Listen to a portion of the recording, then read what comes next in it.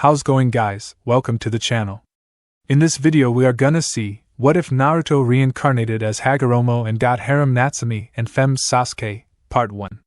Huge shout out to WouldItMatter for this story. If you wants to see awesome fanfiction like this, don't forget to subscribe. Now let's get into the video. A tiny liquid droplet met the blank face of a young child, staring up at the moonlit night sky. Since when was it raining?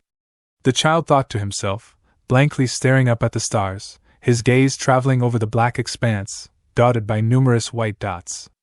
In the center was one massive white rock. The moon. It calls, does it not? The boy's mental voice, the voice that all people think to themselves with, it sounded tired. The boy's eyes locked onto the moon, and the boy felt his chest begin to clench in on itself slightly. The boy felt a connection with the moon. What it was, he could not say. But he knew it was there. Like he knew there was something dripping on his face. I do not see any clouds. The boy thought to himself, his eyes searching the expanse of sky, searching for clouds. Where is the rain coming from? The child wondered, inspecting the sky, hoping to find an answer to his question. His eyes met the moon again, and their gaze stiffened, locked with a white rock. The moon. Why does it call to me? The child questioned, his eyes staring at the moon. In the dead of night, silence permeating the area around the small child, power began to build. Unbeknownst to the boy, his pupil began to shrink down to a small dot. His sapphire eyes faded, losing color quickly. Then, methodically, his pupil pulsated, sending out ripples across his eye.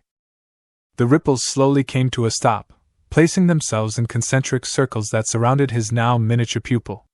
Then, color exploded outward of his pupil, a soft, regal purple expanding across his sclera. Eventually, the changes in his eyes settled, and the boy felt no difference. Saw no change. Felt the same. Though, he came to realize something. Heh, how silly of me. That's not rain. The boy's eyes finally broke from the night sky, scanning the immediate area around him.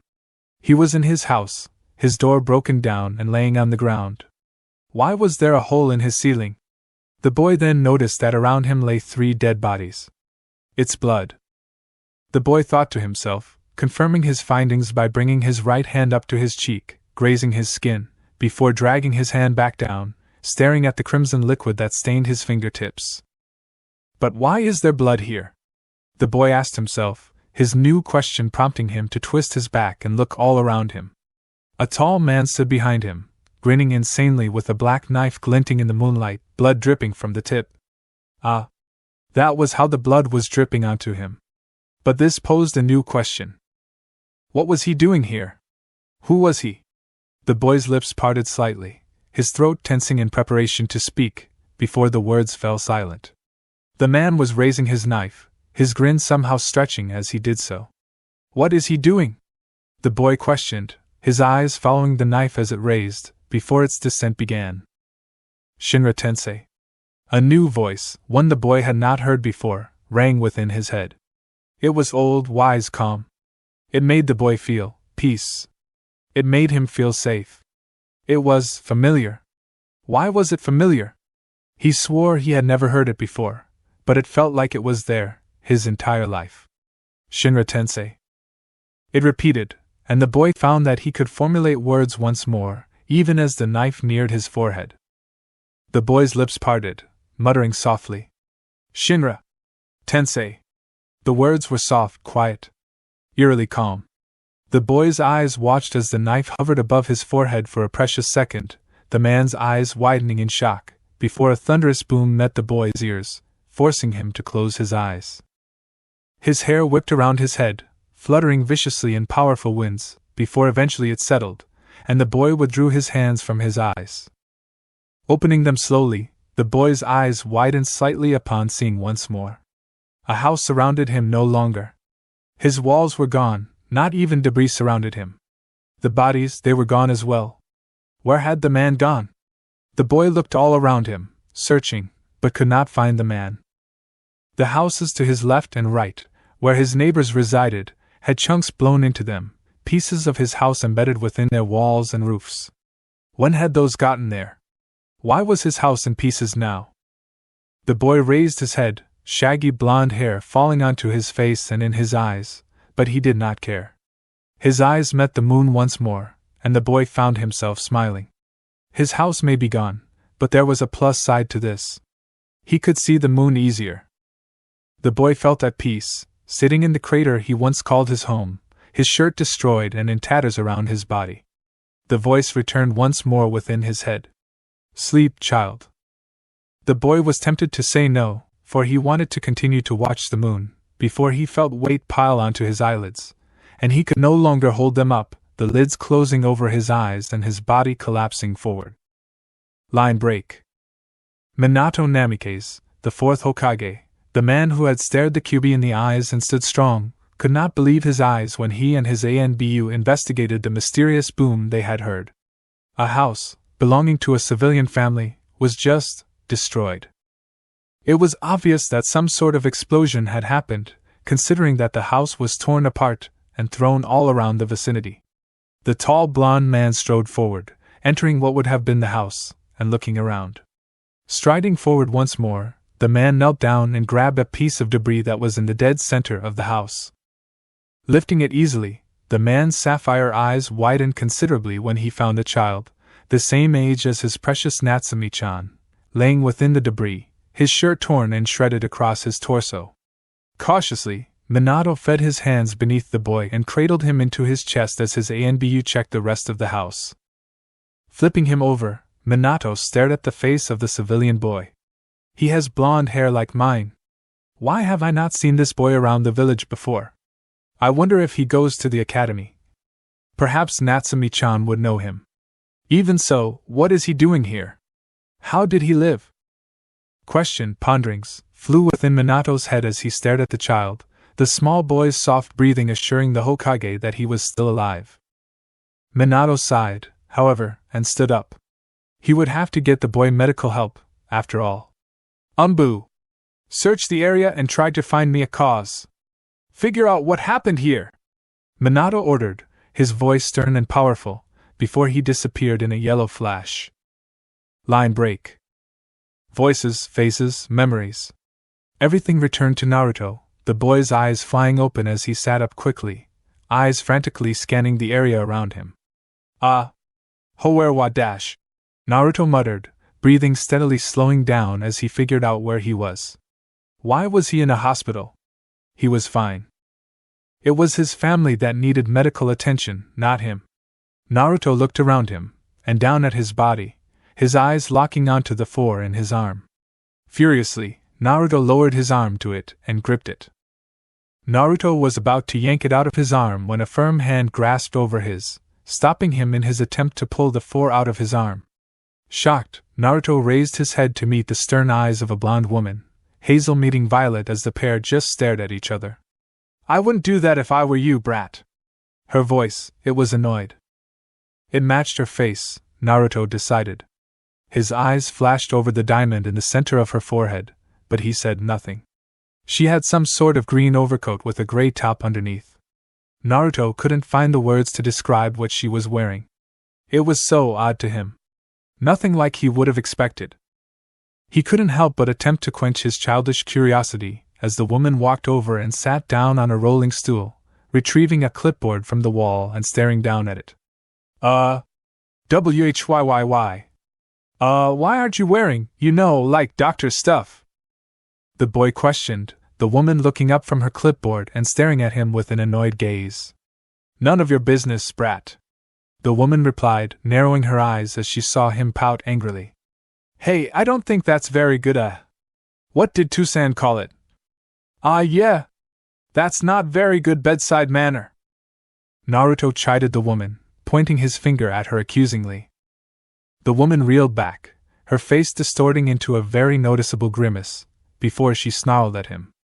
I don't need to have good bedside manner, brat. When you're the best doctor there is, bedside manner doesn't mean anything. The woman spoke, with a little more volume and force than she meant. This only served to fuel the boy more. I don't care if you're the friggin' god of hospitals or something. When you are a doctor, someone who is supposed to help people, you're supposed to be nice. Respectable. Kind! The boy shouted, his voice gaining volume and force to match hers. The woman stared at him, narrowing her eyes, before shaking her head and returning to her clipboard. Shut up, brat! She ordered, hiding her smirk when the boy began to fume angrily, groaning frustratedly, before flopping back onto the bed. Whatever. Where are my parents? They should be here as well. Naruto demanded, staring at the woman who allowed her lips to part slightly, her brows lowering sadly, before she lightly shook her head and her face grew stern once more. They're not here, kid. I don't know where they are, though I'm sure Minato-gaki knows. The woman responded, temporarily easing the boy's mind and allowing him to sink into his bed a little more relaxed. Naruto's ears picked up the sound of a chair rolling across floor, before the woman's face shadowed over his, a clipboard in her hands. Now I've got some questions. What's your name, kid? The woman began, Naruto narrowing his eyes. What? You guys know who I am, don't be silly. Naruto muttered angrily. He'd been to this very hospital before. He was born here, for crying out loud. Oi, don't you get snappy with me, brat. We've got a bunch of blondes, but you're not a Yamanaka or a Namikaze, and we for sure don't have anyone eyes like yours. Now, who are you? The woman demanded, frustratingly glaring into the boy's eyes. Naruto's eyes widened, however. What do I mean? I've got blue eyes just like the Hokage. Naruto snarled, angry and frustrated with this woman. Her hazel eyes narrowed, before she grumbled about stupid kids and grabbed a mirror from, where the hell did she get that mirror? Look, brat. I don't know about you, but those aren't eyes I've seen before. The woman muttered, handing Naruto the mirror. The boy looked at her, before raising the mirror up to his face, making his eyes widen. What the? The boy whispered, holding the mirror with one hand and pulling at his eyelids with the other. He turned and twisted his face, pulled at his cheeks and eyelids, staring at his new eyes. They were a regal purple, concentric rings surrounding a small dot-like pupil that didn't expand or constrict to meet different light amounts like his old pupil. Like normal pupils. Naruto merely stared at his eyes. This was the scene that Minato Namikaze walked in on, the mirror hiding Naruto's face from his. The boy was too occupied with his eyes to hear the door open and close. Minato looked at Tsunade, the woman shaking her head at him. Damn, so far she hadn't learned anything about what happened. Well, Minato knew he could be pretty persuasive. Hey kid, I'm the Yandame Hokage. Minato offered, sitting down on the bed and looking at the blonde head behind the mirror. Then, the boy dropped the mirror and Nyanto's eyes widened upon seeing the eye within the boy's head. Is that the... I'll have to get your eye, sensei. Minato thought to himself, schooling his features and staring into the hypnotic purple gaze of the boy. Minato felt as if his world tore down, the white walls of the hospital shredding around him as a void began to take hold of him. Naruto's body began to rip. Long, vertical pieces of his body tearing away until all that remained, floating in the air, were his ringed eyes. Tsunade, frozen as the world around her was, fell to the ground and shattered into pieces that melted into the black void that surrounded Minato and the eyes. Minato twisted his body and turned around, looking out of the window, and watched as the rest of the world tore away as well. Minato tried to run, but wherever he went, the eyes followed, floating behind him until the rest of the world was torn, evaporated in the everlasting darkness. Minato turned around, falling onto his back and scrambling to get away from the purple eyes that slowly floated towards him. Stop! Get away from me! Minato ordered, shouting in fear as his throat tore. He grit his teeth, reeling away from the eyes as they continued to float towards him. Slowly, a body began to form around the eyes. To Minato's shock, it was not Naruto's body, but instead an older man with horns began to form around the eyes. A white cloak formed over his body, black symbols aligning his neck. Eventually, the man finished taking form, and merely floated above Minato, a red eye adorning the center of his forehead, open and intimidating as Minato found that he could not take his eyes off of it. Who are you? Minato demanded, his voice shaking with fear dripping off of every syllable. The man did not say anything. Minato glared, and continued to shout and scream at the man. The man's lips parted, and his right hand raised. Silence! Minato went to disobey, his mouth dropping open and his lungs expanding as they took in air. Before that air was brutally forced out as an invisible force slammed into Minato's chest, forcing him back as his body ragdolled and rolled away from the man. The three-eyed figure merely floated over towards Minato's body once more. Hokage-sama. Minato rolled over onto his back, glaring at the man who floated above him, though he followed the man's order and remained silent. The man narrowed his eyes, power radiating from his entire essence, before he spoke. Minato Namikaze. Hokage-sama. Yandame Hokage of Konoha. Hokage-sama. You asked who I was? Let me inform you. Hokage-sama. My name is Hokage-sama. Suddenly, the void Minato found himself and began to bleed color. Buildings, forestry, Konoha began to take form around him. Minato saw the man's body tearing and fading. Wait! Tell me! Who are you? Minato shouted, raising his hand towards the rapidly fading body. The man's eyes softened, a smile coming onto his features. I am Naruto. His words faded as his body did, only his purple eyes remained as Naruto's body took form around them. Minato found that he was still staring at the child, who had narrowed his eyes at him, Tsunade hovering over the blond man and slapping his face. Shaking his head, with, What? Escaping his mouth, Minato turned his gaze away from the hypnotic rings of the purple eyes. Sorry. Minato muttered, shakily standing up and leaving the room quickly. Naruto watched him go, wondering exactly what was wrong with the Hokage he had long admired. Line break. Naruto sighed. Recently, his life had become horrible. His family had been brutally murdered by some crazed asshole that broke into his house. So, there was that. Now, he was living alone, in some random apartment provided to him by the Hokage. And to top it all off, his eyes were so weird now. God, Naruto hated looking at them. They both intrigued and frightened him. And he hadn't told anyone about it, but sometimes if he stared into them long enough, it looked like the very world around him would begin to tear like paper. Long, vertical strips of his wall would suddenly start to come down and evaporate as they went. However, it stopped and his world returned to normal as soon as he stopped looking into his own eyes. Actually, Naruto wondered if he was dreaming. The Hokage had tried to tell him that his house had blown up for no reason. What? He may only be 12, he may be the dead last of the academy, but houses don't just blow up for no reason. He wasn't that stupid. Plus, there was that really weird 5 minutes that the Hokage just stared into his eyes, almost like he was in a trance. Naruto wondered if the man had experienced the same tearing that he did. Naruto! Naruto's ponderings were cut short as an annoyed voice called out for him. Shocked, Naruto quickly took his head off of his desk and looked around, surprised. A small amount of drool whipped out of his mouth as he did so. Wahoo? Naruto questioned, looking around, until his eyes met Iruka-sensei's, the man glaring at him. For the last time, Naruto, don't fall asleep in my class! Iruka ordered, throwing an eraser at Naruto's head, which hit him square in the forehead and caused the boy to fall backwards in his seat, falling with the wooden furniture. The class laughed at him, and Naruto looked around. Everywhere around him were faceless figures, only their wide, laughing grins visible. The chirping of birds, the colors of the classroom, everything blended and melted together into a haze of laughter and pointed fingers.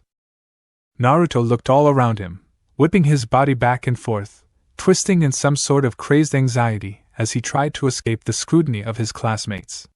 He could find no such solace. Tears started to build in Naruto's eyes, the rippled purple frantically gazing past all of the grins. Stop! The laughter persisted. Stop! The laughter persisted. Stop! The laughter stopped, as Naruto's head quickly raising off of his desk as he sucked in his drool, the class turning around to look at him with bored, annoyed expressions on their faces. Iruka turned around as well, before smirking. So you decided to grace us with your presence after such a wonderful rest, then, Naruto? The class snickered, but Naruto found that it was much more tolerable than the laughter from what he guessed was actually a dream, or in this case a nightmare. Iruka, seeing that he had successfully gotten the class to laugh, turned around once more and began to write on the chalkboard, returning to whatever history crap he had been talking about before. Naruto slumped forward, placing his chin on his forearms, his purple eyes sweeping over the room. Why was he so alone now? Did he really not have anyone outside of his parents? His ringed eyes swept over the room again, searching for a single person. A friend. Did he really not have any friends? Was that why whenever he thought of the academy, he felt lonely? He stopped on a red-haired girl, who for some reason was looking at him. Her sapphire eyes dug into his royal purple ones. Kurama. The voice from before returned, causing Naruto's eyes to widen and the boy to look all around him. Huh! Who's there? Naruto called out, the class giggling as they turned to look at him. Naruto caught the gaze of the red-haired girl once more, who then sneered at him and turned around, clearly angry at something. The class turned around once more, Iruka looking angry at Naruto's outburst but doing nothing about it. He had heard about his parents' murder, so he could at least cut the boy slack when he was awake. But still, no one would sleep in his class. Naruto slumped forward once more, burying his face in his arms. His black shirt pulled at his chest, stretched slightly. He did not mind. He looked at the wood of his desk, his eyes lazily tracing the patterns within the furniture. Lonely. Why do I feel so alone? Is no one in class willing to give me a chance? Naruto pondered, sorrowful thoughts taking a hold of his head before an eraser hit the back of it, summoning the boy's head to rise. Naruto! Who is the Shodai Hokage? Iruka demanded, annoyed as he rubbed at the ridge of his face, waiting to berate the child for yet another wrong answer. Naruto looked at the man blankly, trying in vain to remember, before suddenly the information flooded his mind. The Shodai Hokage, known to those close to him as Hashirama Senju, was the only known wielder of the Mokuton, or wood release. He was able to create this jutsu style by infusing earth and water chakra together, creating wood. He became a master of his new bloodline, but did not allow himself to be limited by it.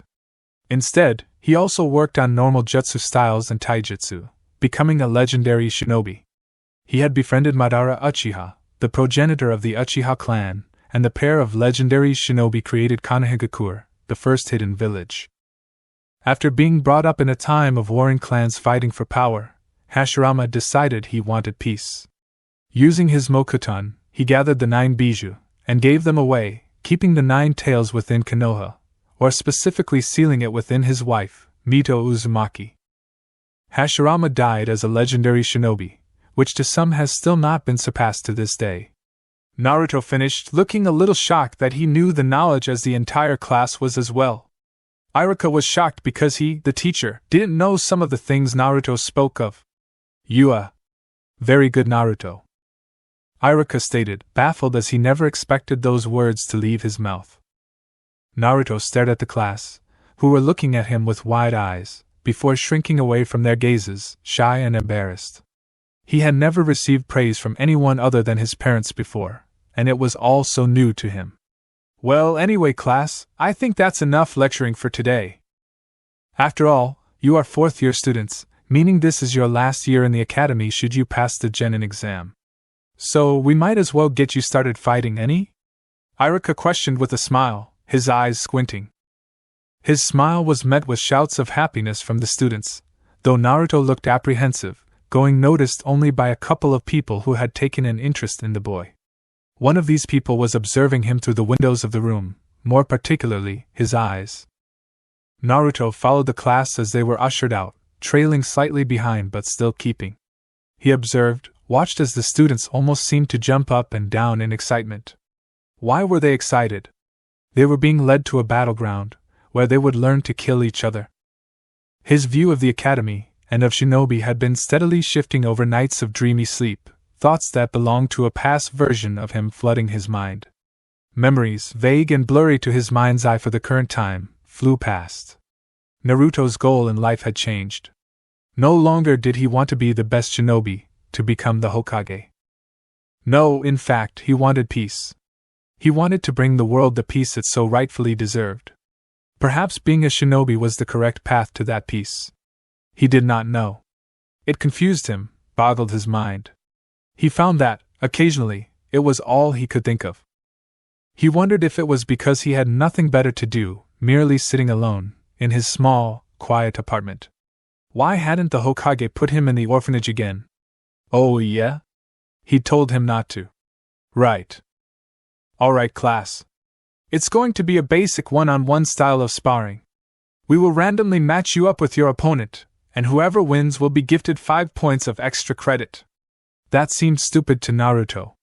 That was rewarding clan heirs and students who were already practicing, and putting down those that weren't. And randomly selecting partners? That was ridiculous. While, yes, they would eventually be put up against vastly differing enemies out in the field, to be that far in strength where they had no experience, no knowledge on how to handle situations like that, it was stupid. And another thing, why the hell did Naruto suddenly care? And how was he even thinking of this stuff? Naruto shook his head, ridding it of such thoughts, and proceeded to just wait for whatever fight he would have. Naruto vs. Iruka dug his hand into the pouch they were using to draw names. Withdrawing the small piece of paper, Iruka brought it to his eyes. Naruto vs. Sasuke Uchiha! Iruka shouted, the class muttering amongst themselves, a few bets even taking place. Naruto entered the ring, and stared at his raven-haired opponent. The pale-skinned girl was staring at him, emotions locked away behind her ebony eyes. She gracefully settled into a stance, no doubt taught to her by her family, before she nodded her head towards Iruka. Naruto narrowed his eyes, merely standing there, and nodded his head towards Iruka. He knew he would lose, there was no point in settling into a stance. Naruto, are you sure? You're not even going to take a stance? Iruka questioned, some of the students laughing. Even Sasuke cracked a smirk. Naruto dragged his gaze lazily up towards Iruka. Well, obviously I am outclassed here, Iruka-sensei. There is no point in trying against a clan member, when I myself have had no prior training and I haven't bothered to learn the academy style because I know it is pointless in the long run. Our Jounin senseis are likely to find a proper stance for us, and the academy one is really only used to get us used to fighting, is it not? Naruto questioned, Iruka shocked at his inquisitiveness, before rubbing the bridge of his nose frustrated. Naruto, you should at least try. Why, sensei? Truly, why? It is not like this will affect my grade, for only the winner receives extra credit, and this is not truly a graded assignment. Naruto fired back, staring at his teacher with his hypnotic purple eyes. You said it yourself, Naruto, this is to get you used to fighting. So you should get used to it, any? Iruka questioned, and smirked when Naruto turned his gaze back to Sasuke. Meh, I have no stance anyway. And Iruka promptly sweat dropped when the class laughed. Fine, fine. Hajime! Iruka called out, dropping his arm down to signal the start of the fight. Sasuke rushed forward, a determined look in her eye. Naruto watched, annoyed and just waiting for his defeat, until he noticed something. He could see her movements, see what she would do before she did it. How? How was he doing this? Surely, he could win if he knew what she would do prior to doing it, right? Naruto smirked, deciding that he stood a chance of winning. As Sasuke surged forward, Naruto watched. Suddenly, Sasuke reeled her arm back and prepared to launch it at his chest.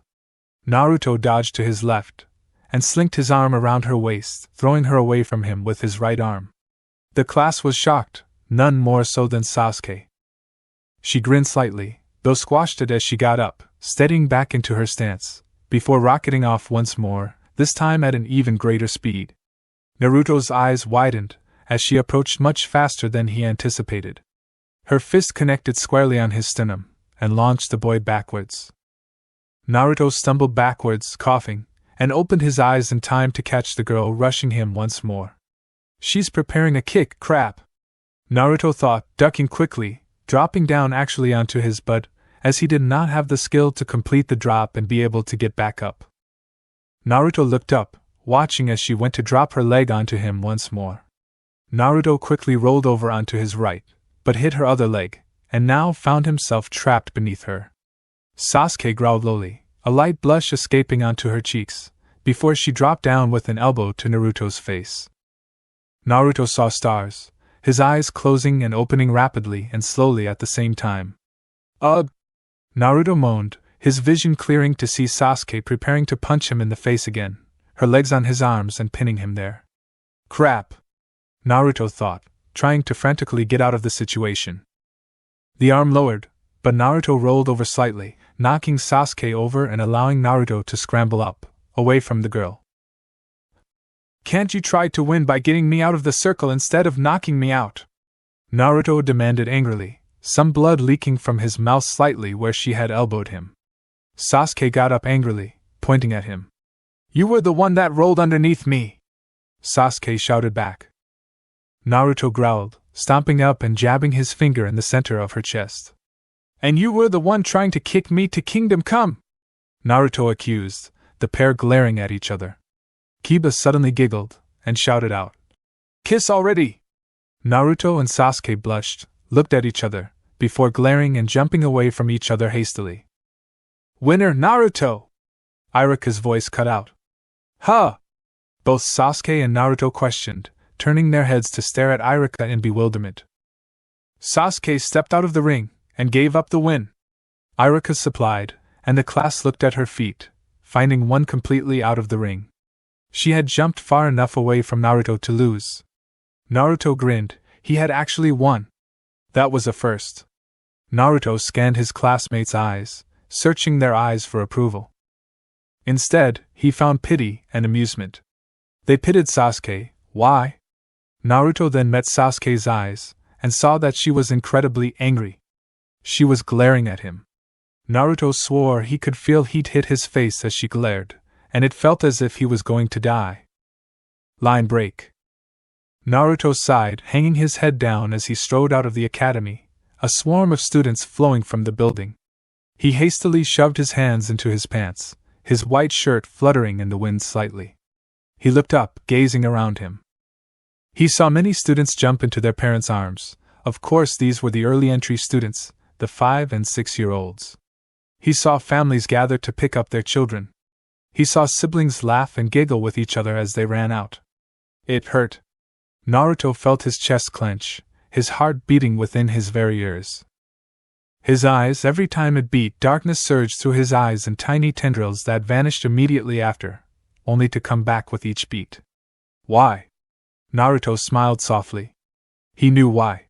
He was grieving. Why wasn't he crying? He began to walk forward once more, hanging his head again. He knew why he wasn't crying. It was more of a resigned grief. He knew it had happened, and that he didn't have the power to change that. He didn't know why, but a surge of something flowed through his eyes as he thought about that. Perhaps he could resurrect them? He had seen ninjas do almost anything he could think of. Spew fire dragons from their mouths, create copies of themselves, even walk the corridors of others' minds. All with chakra. Perhaps chakra could bring back his parents? Naruto's mind wandered down dark paths as he walked, his body bouncing and swaying with each step. His purple eyes pulsated power, though he did not feel it. Naruto's thoughts were interrupted by a firm grip on his shoulder, which pulled him around. Naruto found himself whipped around, his purple eyes meeting the enraged ebony ones of Sasuke Uchiha. The girl glared before drawing back her arm and slamming her fist into Naruto's cheek. Gah! Naruto cried out in pain, his body twisting in the air and sending him onto the ground, dragging through the dirt. Ugh, what the hell? Naruto groaned, slowly getting up, only to fall back down by a kick to his back. Hey! Stop it! Stop! Naruto cried out as the girl proceeded to stomp on his back. Sasuke! That is enough! A stern older voice called out. Naruto looked over his shoulder to watch as Sasuke was pulled back by the arm by an older Uchiha boy, red Sharingan spinning angrily in his eyes. Mind explaining to me exactly why you are bullying this young boy? The boy questioned sternly, his Sharingan slowing down slightly.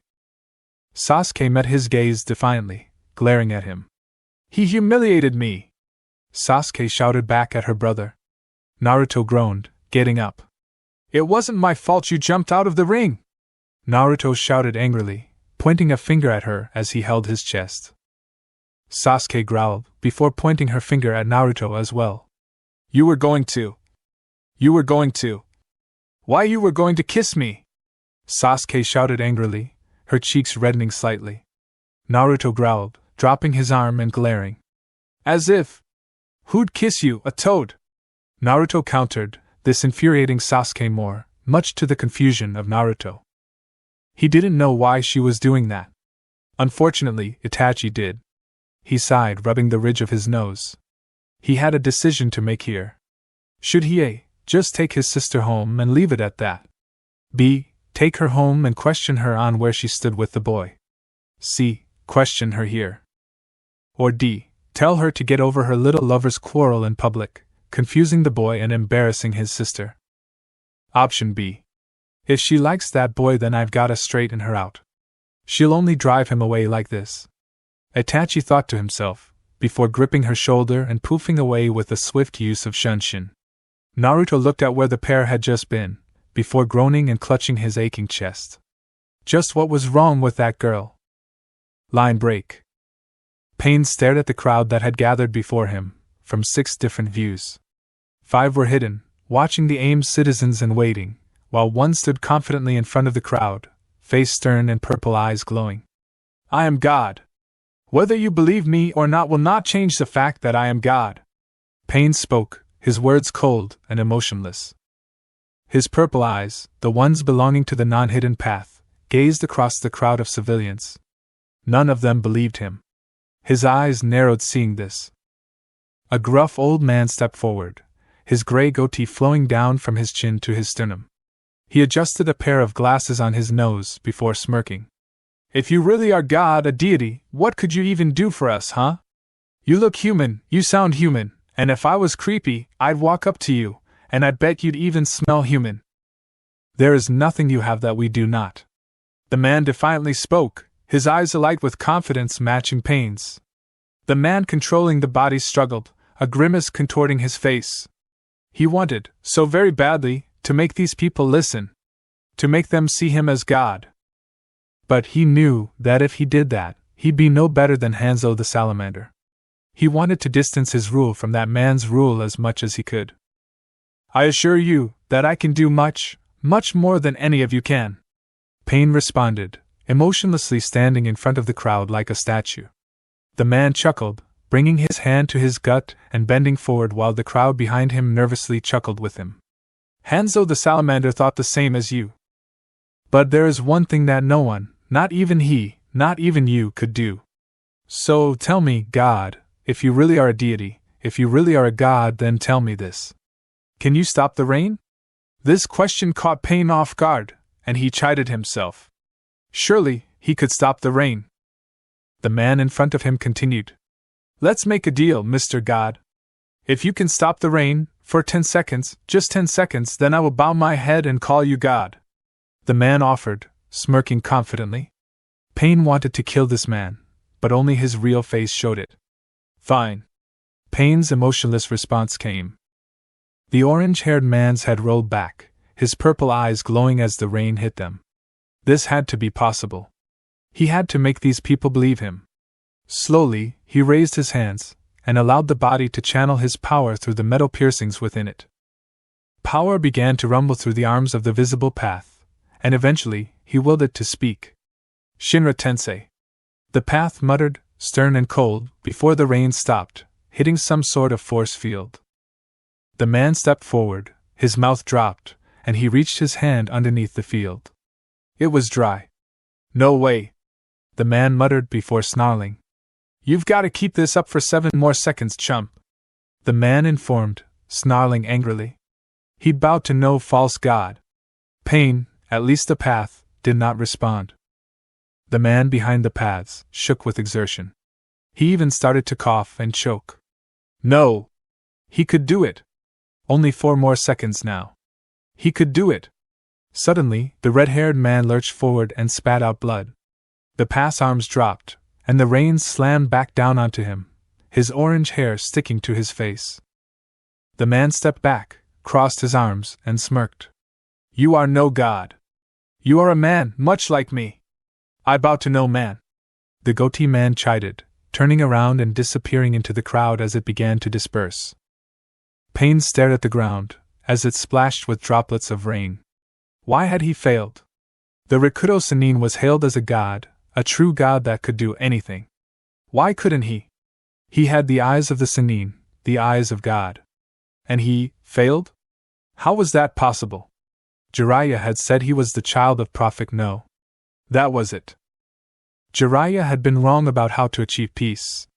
That meant he was wrong about his eyes. These were not the eyes of the Rikudo Sennin. They were a cheap knockoff. Fakes. Imitations. The Rikudo Sennin's eyes were said to allow him to create anything. All Pain could create was death, destruction, and ironically enough pain. He had failed to become strong enough to force the world into peace. No. He hadn't.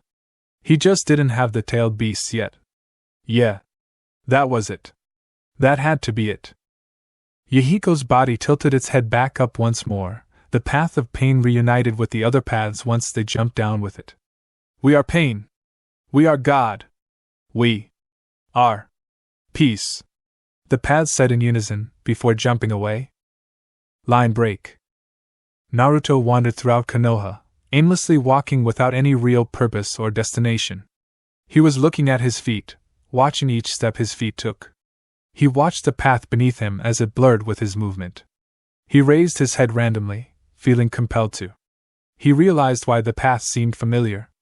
He was staring at his house. Why had his feet made him wander here? Perhaps he wasn't as okay with their deaths as he thought he was? He chuckled, despite the crazy looks he received from those around him. Why was he even calling a crater a house? It was a marker, telling those that saw it where his house used to be. It was no longer there, and it was no longer a house. Naruto felt something wet hit his head. Two more somethings hit his head and pierced the canopy of his hair, allowing the wetness to reach his scalp. Naruto looked up, droplets of liquid hitting his face and sliding down his cheeks. Oh. It was starting to rain. That's what it was. Rain. Funny. He almost worried that he was going to look up and see blood hitting his face. Naruto dropped his head, walking forward into the center of the crater as the rain grew in intensity, before Naruto found himself standing in the middle of a downpour, standing in what used to be his house, now reduced to a crater. How had that ever happened? Houses didn't just explode. Nothing just exploded for no reason. Naruto looked up once more, before looking down with a grunt. Some rain had gotten into his eye. It was cold. It hurt. It stung actually. Naruto picked at his eye, rubbing it softly. Stupid rain. It was so irritating now. Why could he feel every single drop? Why was it so persistent? It was annoying, incredibly so. Gah, he just wanted it to stop. Stop! Stop! Stop! Naruto screamed out, flailing his arms out and pulling at his hair. He continued to pull, scrunching his eyes and trying to rip his hair out. Hey Naruto! What are you doing? I mean with the rain? A meek, weak voice came out behind Naruto. The boy turned around angrily, snarling as he dropped his arms and scanned the area behind him. His eyes widened and his snarl dropped when he found the Namake's princess standing behind him. Huh? What did you say? Naruto questioned, turning around to look at her. In the back of his mind he noted he didn't feel the rain anymore. Why was that? He supposed it just stopped raining. I was just asking what you were doing with the rain. The Namake's girl questioned once more, pointing above Naruto. Naruto gave her an odd look, like she was crazy, before he looked above him. His jaw dropped as he did so. What the? Naruto muttered. For what he saw was rain just bouncing off of some sort of barrier. It was above him, it surrounded his house crater, and didn't allow a single drop of rain to pierce it. Whoa! Naruto mumbled, walking forward towards the edge of the barrier, and attempting to reach out and touch it. It moved away from his touch, expanded, and suddenly the area where the rain did not touch was larger. This is so weird. But it's like cool. Naruto spoke out loud, to himself mostly. He was almost shocked when the Namake's girl stepped towards him and spoke as well. How are you doing this? She questioned, her voice smooth and calm. Why didn't Naruto remember her voice sounding like that? Wait, did she ever speak to Naruto before? Naruto shook his head, deciding to just answer her question. I don't know. I don't even know if I'm the one doing this. Naruto answered, staring at the barrier with a childish awe lighting up his eyes. Naruto did not notice the Namikaze girl step a little closer to him, reaching her hand out to touch the barrier. Naruto watched in fascination as the barrier did not grow for her, and her hand actually pushed past it. She withdrew her hand, and looked at it. It was now drenched. This is really cool, Naruto! She squealed in delight. Naruto looked at her with a slight blush. Why did he like the way his name rolled off of her tongue? She looked at him, before her eyes widened. Naruto!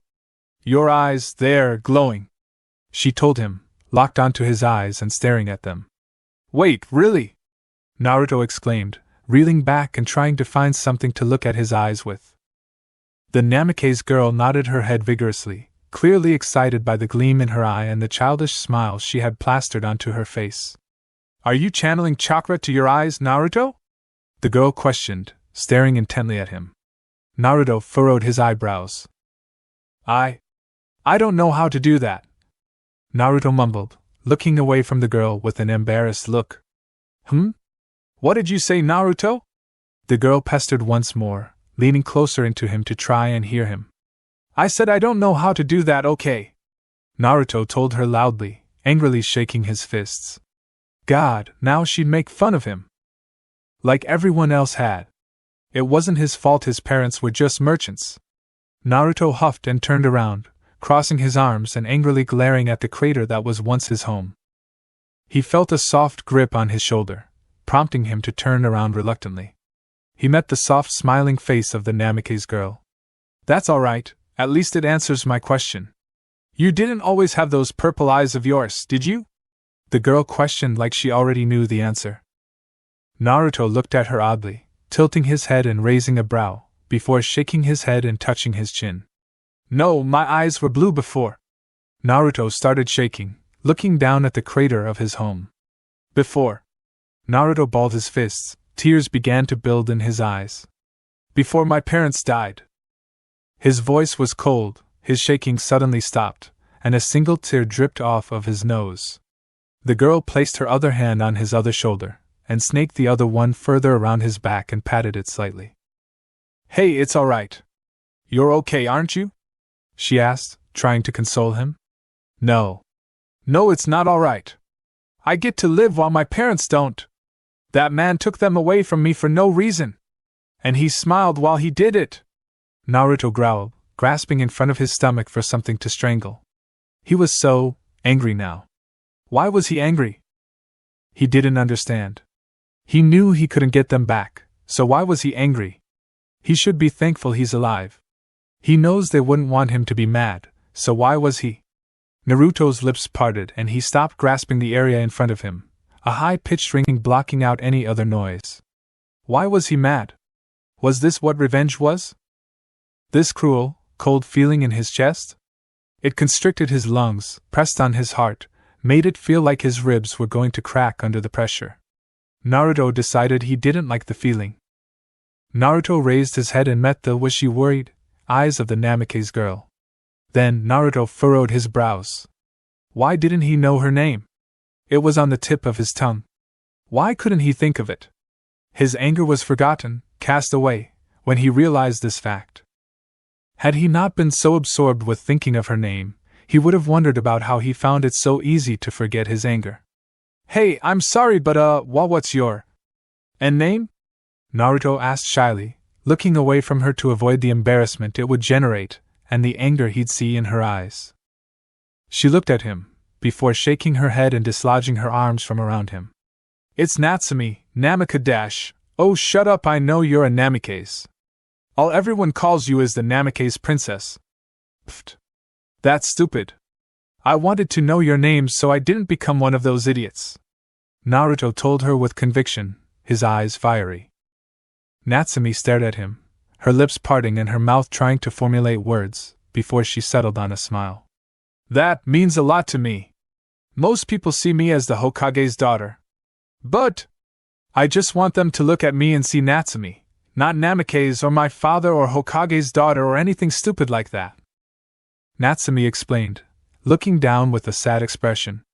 She felt Naruto's hand grip her shoulder tightly, the boy knowing no restraint with anything he did, before he tipped her chin up with his index finger. She looked into his eyes, and watched as he raised a finger up to point at her while his eyes narrowed and his mouth twisted into a grimace. Don't give me that crap, alright? Those people are idiots. They are stupid idiots just trying to get in good with you so that they can get closer to your father. I don't give a crap about your dad being the Hokage. All I see him as is someone to surpass. Someone to get better than. So, Natsumi, don't give me this sap story, alright? Because I don't need it. I only saw you as the Namake's girl, because everyone was too stupid to tell me your real name, and I wasn't interested enough to go and ask you. But now I see you for who you are. Natsumi. Not Natsumi Namake's, just Natsumi. Got that? Naruto questioned angrily, his finger pointing at her and making jabbing motions when he finished. Despite his rough nature, and his extremely blunt words, Natsumi found herself smiling, nodding her head as he dislodged his grip from her shoulder. Good. Naruto groaned out, turning around to look at the barrier around them again. He stared at it, before walking to the other end of the barrier, the one closer to the road, or where his door used to be. He touched the barrier, and once more it expanded. How far do you think this can get? Naruto questioned out loud, though he did not wait for Natsumi's answer before he pressed forward once more. The barrier stretched to accommodate him as he began to walk forward, and Naruto gained confidence, running forward, the barrier matching his speed and stretching forward. The rain did not hit Naruto, nor did it hit Natsumi, who watched from his house. Naruto looked up, excited as he ran, until a single droplet of rain hit the very center of his forehead, and flowed down between his eyes. Huh! Naruto muttered before suddenly the rain began to pour once more, the barrier gone. Natsumi watched from the crater as Naruto stared up at the rain, the dark sky meeting his gaze and unwavering in its own gaze. She went to reach out for him with her hand but stopped. Why had she never seen this before? Why did the boy look so lonely? He merely stood there, in the rain, his shoulders slumped forward and his arms dangling down to his thighs. He just stood there. Aimlessly. He looked lost. Natsumi reached out with her hand, but found that whatever words she could have formed died in her throat. She felt her chest clench slightly, before she shook her head and ran to him. Pain stared at the figure that stood across from him, bathed in shadow. The only feature that Pain could make out, even with all 6 of his paths staring at the figure, was the mirrored image of the Rinnegan, glowing from the figure's shadowed face. As if the pair choreographed a dance, the Deva path and the figure raised a hand to each other, palms out and fingers extended. Their ringed eyes met, power dripping from the eyes like tears, before Pain muttered, Shinra Tensei. Nothing happened. Neither figure moved, though Pain's eyes widened. Impossible. You shouldn't be able to dash, heh? The figure interrupted Pain with a short chuckle, dropping its arm but keeping its gaze locked onto Pain's eyes. The figure did not react other than raise an arm to the jutsu hurled at it by Konan, surprisingly not a paper jutsu. The jutsu merely met a barrier in front of the figure's hand, and promptly sank into nothingness. Pain's eyes once more widened. He knew what the figure had done, he had done it numerous times in his life. Pain watched as the figure smirked, brilliant white teeth shining despite its blackened body. The figure opened its mouth, but only vague, muffled mumbles left its mouth, annoying Pain and frightening him at the same time. The shadowed figure then withdrew its head and laughed boisterously. The laughter haunted Pain, his paths falling at the feet of Yahiko's body. Before that 2 followed, holding their heads and howling, shrill and pained. Nagato's real body, dislodged from the statue that taunted him and kept him alive all at the same time. Nagato began to hold his head, palms covering his ears, just trying to stop the sounds, the howling shrieks of his paths, before suddenly the bodies slumped forward, the Rinnegan in their eyes fading. Nagato panted, holding his chest and looking at the figure, which was no longer smiling, Instead, its Rinnegan eyes pierced through the eternal darkness surrounding Nagato and the figure. Slowly, the figure began to approach Nagato. The red-haired man's eyes widened, his face twisting and churning into a scared, frightful grimace as he stumbled backwards. Stay away from me! Nagato screamed, his throat tearing and shredding. The figure persisted, even when Nagato fell and continued to try to scramble away despite the rapidly approaching shadowy figure. Eventually, Nagato felt as if he hit a wall, and he cast his terrified gaze up at the figure standing before him. The figure turned its head left and right, looking around the darkened area they were in. Your mind, it has deteriorated. This is Hanzo's doing, is it not? The figure questioned randomly, looking down at Pain. The man just continued to stare at him in fear. HMPF. Of course you don't understand. My apologies, I'm used to Jinchuriki minds. My name is... Suddenly, glowing purple chains wrapped around the figure, pulling it back slowly. Damn it, I don't have much time. The figure grunted out, resisting the chains and attempting to reach out and touch Nagato's forehead. I need you to understand. The figure grunted out, trying in vain to touch Nagato's forehead, missing the pale canvas just barely, before the chains glowed brighter. Nagato stared at the blonde hair that seemed to be mixing with an odd tannish color, tan skin mixing with an odd palish chalk. The figure grunted, horns slightly protruding from its forehead, a third eye in the center of its forehead barely, ever so barely, creaking open, glowing red. It struggled against the chains, its eyes meeting Nagato's. My name is... Hager Naradash. The figure stopped, looking down at nothing, contemplating. It raised its head again, before suddenly it was pulled back into the darkness with a blurring speed. Line break. Glowing violet, concentric ringed eyes stared dully forward, casting a soft, almost unnoticeable glow across the fingers laced over the mouth of the owner of said eyes. Blonde hair hung shaggily over the forehead of the owner, one large lock falling between both eyes, though it was cast slightly to the left, clipping the edge of the purple eye that rests behind it. The eyes closed, the owner withdrawing backwards with a sigh as he removed his hands from his mouth, instead dropping the right one onto the wooden table, the left hand reaching back and resting over the backrest of the wooden chair he was seated in.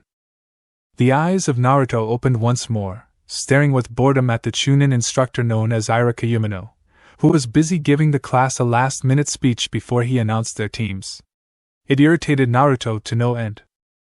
The man spoke of his students, how he was proud of them, how he believed they would lead lives of greatness and earn glory for themselves. Naruto frowned at that particular thought. Lately, Naruto found that he no longer saw the glory others did in one's ability to kill. One such example was the Yondaime Hokage. He had gained fame through his ability to slaughter entire armies within seconds. Why would a man with such killing potential be granted fame instead of infamy? Why did the human race respect its ability to kill itself? Naruto then thought of Hashirama Senju, the Shodai Hokage. The man was respected for his Mokuton abilities, which made him a god on the battlefield, unbeatable by all except Madara Uchiha, his friend and rival. Naruto, however, found that he respected the man's quest to bring peace to the lands that had long since been plunged into a warring state between clans. Now, while Naruto found that he respected the man for that, he found that he disagreed, with a surprising amount of loathing? Anger? Naruto wasn't sure what he felt, but he was surprisingly angry when he thought of the man's method. Capturing the bijou and spreading them across the villages? What would that accomplish?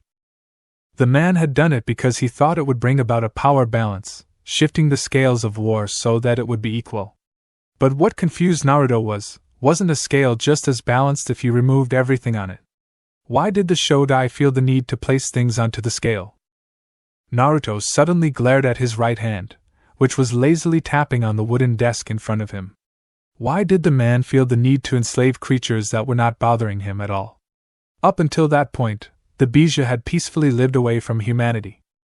It was Madara Uchiha that had made the Kyuubi attack Hashirama, not the Kyuubi's own free will.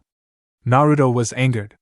A sentient being's freedom was not something that should ever have been sacrificed for a false imitation of peace. Naruto closed his eyes, bringing his right hand up to slowly rub the bridge of his nose, before he dropped it back down and opened his eyes and ears to the man in front of him. Team 7 Naruto, Natsumi Namikaze, and Sasuke Uchiha, under Kushina Uzumaki. Iruka called out, prompting Naruto to search the room for his new teammates. Both, he was somewhat acquainted with. Natsumi Namikaze, heir to the Namikaze and Uzumaki conjoined clan, daughter of Minato Namikaze, the Yandame Hokage, and Kushina Uzumaki, their new sensei, no doubt picked because she wanted to teach her daughter. Naruto frowned once more at that thought. Whether it was unintentional or not, there was bound to be favoritism within the team. That would bring nothing good. Their sensei was bound to make biased decisions, favor Natsumi, and overall throw the team's potential askew. And then there was Sasuke Uchiha, second-born daughter of the Uchiha clan head Fugaku Uchiha, and his wife Mikoto Uchiha, sister of Itachi Uchiha, the greatest prodigy to have graced the Uchiha clan since Madara Uchiha. The girl had a nasty ego, and a need to prove herself. Naruto's frown deepened. The girl positively hated him. His first real encounter with her had been the spar, which ended with her boot on his back, and since then she had been avoiding him. Not only that, but she was an Uchiha, the clan head's daughter no less. The favoritism within the team would do nothing to her, as she would be taught once she got home as well, further segregating the team. Naruto gazed down at his hand, watching as the tendons stretched his skin as his fingers tapped the wooden desk. The only one who was really being hurt by this team's structure was him, and he wasn't entirely sure how to feel about it. Here he sat, with the Rookie of the Year and the Kunoichi of the Year as his teammates, with an S-class shinobi as his sensei, and he had felt cheated. He was placed in what could very well be the strongest genin team coming out of Konoha, at least, immediately out of the academy, and he wasn't satisfied with his placement. Naruto sighed, rolling his head back and staring at the ceiling. He wished that he had been placed in an all-civilian team with a simple jounin instructor. There would be no favoritism, none of the genin would have more training than the others, and the jounin would have no reason to make them take missions above D rank for quite some time. At that particular thought, Naruto furrowed his brow in thought. Why did the thought of a mission above D rank make him feel apprehensive? Before his parents' death, Naruto had been excited to leave the village and find himself fame, glory. Before his parents' death, he would have been positively ecstatic about his team's placement, especially his sensei being an S-ranked shinobi with their own fame. But ever since then, his thoughts had been scrambled, clashing with everything that he had believed for his entire, albeit short, 12-year-long life. He had been thinking much more lately, about everything. Before, he would have never thought about his team's future favoritism, about the idiocy of the human race's tendency to respect its ability to kill itself, about anything other than his future as a glorious shinobi. Where was there glory in war? In death? Many veteran shinobi found themselves thinking the same things, at least those that had seen true war. Naruto wondered if Minato Namikaze ever thought such things. Ever pondered the futility of war, how useless it was. Naruto was roused from his thoughts as the two seats to his right were suddenly occupied, Natsumi sitting to his immediate right, with Sasuke sitting to her right. Naruto cast his eyes over them, before sighing and returning his gaze to the ceiling. "Hello?" Natsumi called out softly, smiling over at him. Naruto looked at her from the corner of his eye, before looking at the ceiling, tracing the patterns within it with his ringed eyes. "Hello Natsumi, Sasuke." Naruto spoke, not looking at either of the girls, lost in his own world of thought. Sasuke looked over at him, before quickly looking away and looking at the door. Natsumi caught that, but didn't say anything, instead deciding to enjoy the serene silence that had captured her team. "Are you two satisfied with the placements?" Naruto's voice broke the silence randomly, prompting Natsumi to raise a delicate red brow, and Sasuke to look at the boy from the corner of her eye. "Yes, I am." Sasuke grunted out in a very Uchiha-like manner, keeping her ebony gaze trained on Naruto's form. "Yes, I am rather happy with the way things turned out. Why do you ask, Naruto?" Natsumi questioned, turning her head to look at the boy. Naruto met their gazes with his own, before sighing, bringing his left arm back from over the chair and fiddling with his thumbs. He looked down at them, and then turned his gaze to the two girls. "It's nothing, don't worry about it, alright?"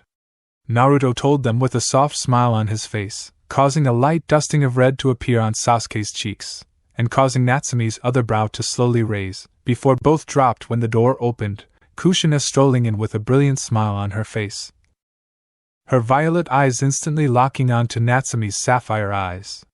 "Team 7 with me!" At her call, Naruto raised his head and looked at her. The woman was wearing the standard jounin outfit, though a black katana sheath was on her back, her red hair cascading down her back as well. Naruto's observations were cut short when his team rose to his right, prompting him to rise as well. Line break. Team 7 sat assembled on the roof of the academy, which Naruto quickly decided was a rather odd and inconvenient place to meet if it became a permanent one. He leaned on a railing while his team sat on the roof, Kushina standing before the trio with a proud smile on her face and her hands balled into fists pressing into her hips. Naruto stared at her smile, watching the way it creaked upwards with pride, her eyes shining with the same emotion whenever they passed over Natsumi. He would have frowned, but it wouldn't do anything, he decided. The favoritism that he knew would surface eventually was already showing. He sighed, rubbing his forehead slowly. He was disappointed with the Hokage's decision of his team. "Okay. Let's get some introducing out of the way. I'll start," Kushina exclaimed loudly, boisterously jabbing her thumb at herself when she finished, cracking one eye open as she smiled cheekily. Naruto did not react, though Natsumi smiled and Sasuke cracked a smirk. "The name's Kushina Uzumaki, though I'm sure you definitely knew that. My likes include Minato-kun, Natsumi-chan, and ramen. I definitely hate perverts, especially a certain one, and anybody that would try to bring this world out of its peaceful state." At her words, Naruto frowned.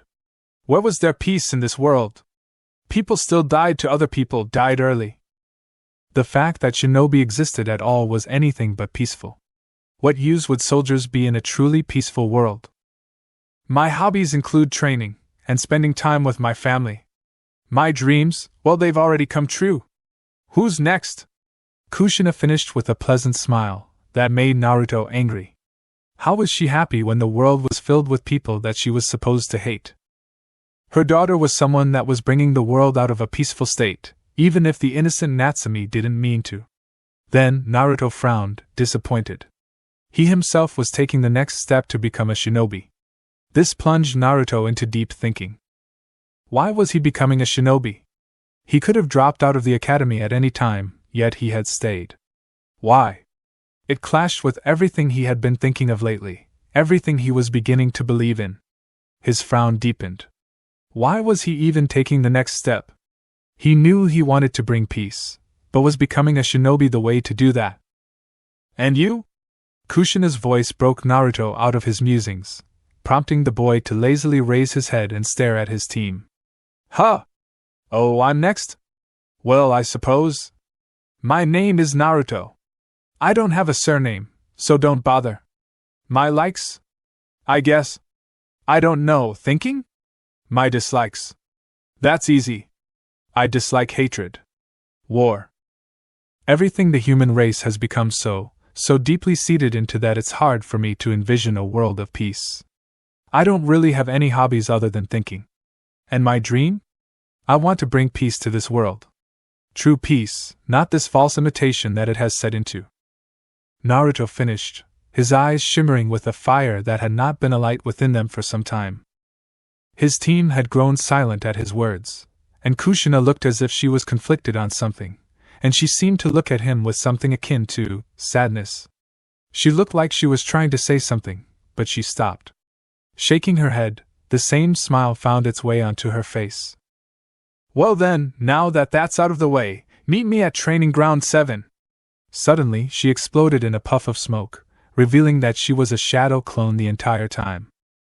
Line break.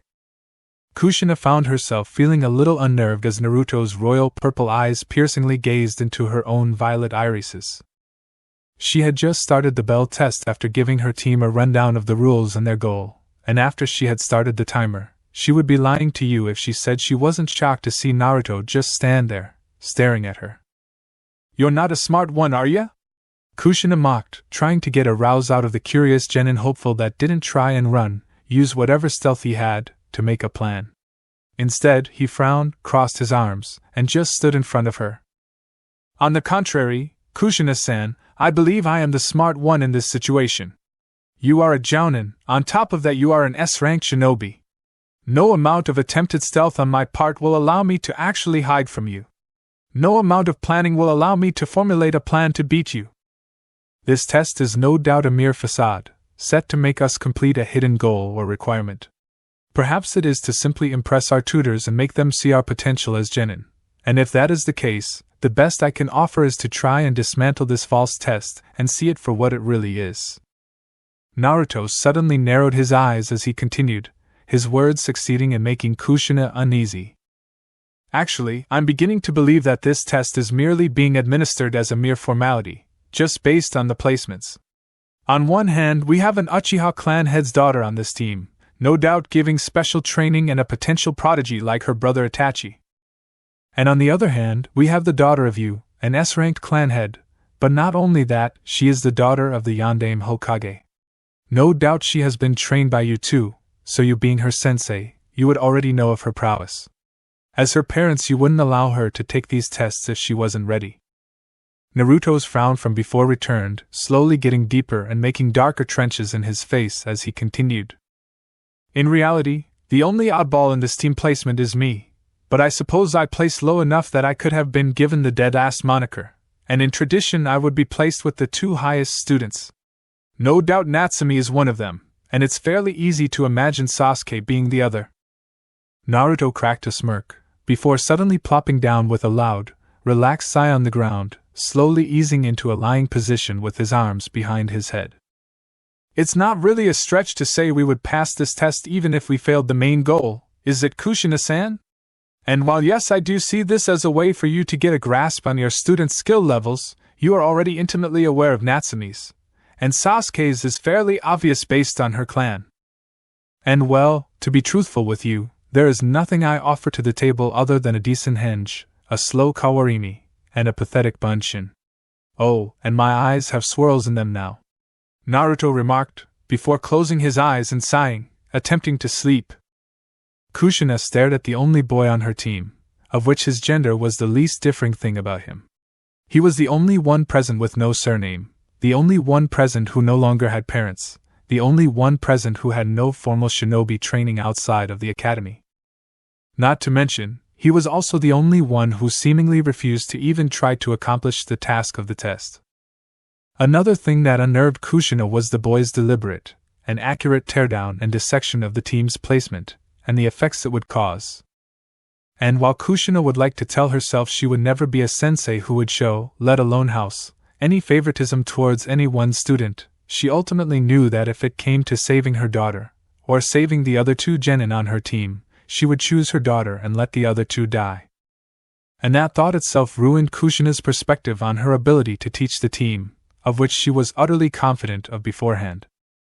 The blonde continued to lay on the grass, his arms nestled neatly underneath his head, and his left eye lazily cracked open to gaze at the sky. Naruto!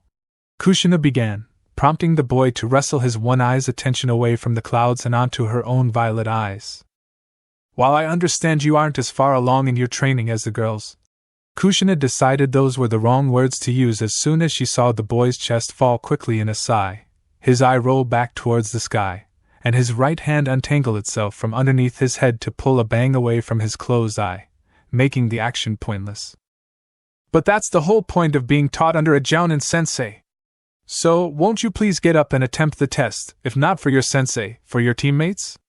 Kushina urged, wishing to break the mindset of worthlessness the boy had seemingly put himself into. It was rather clear that the boy seemed to think little of himself in the shinobi arts. The boy's jutsu surely couldn't be as bad as he thought they were.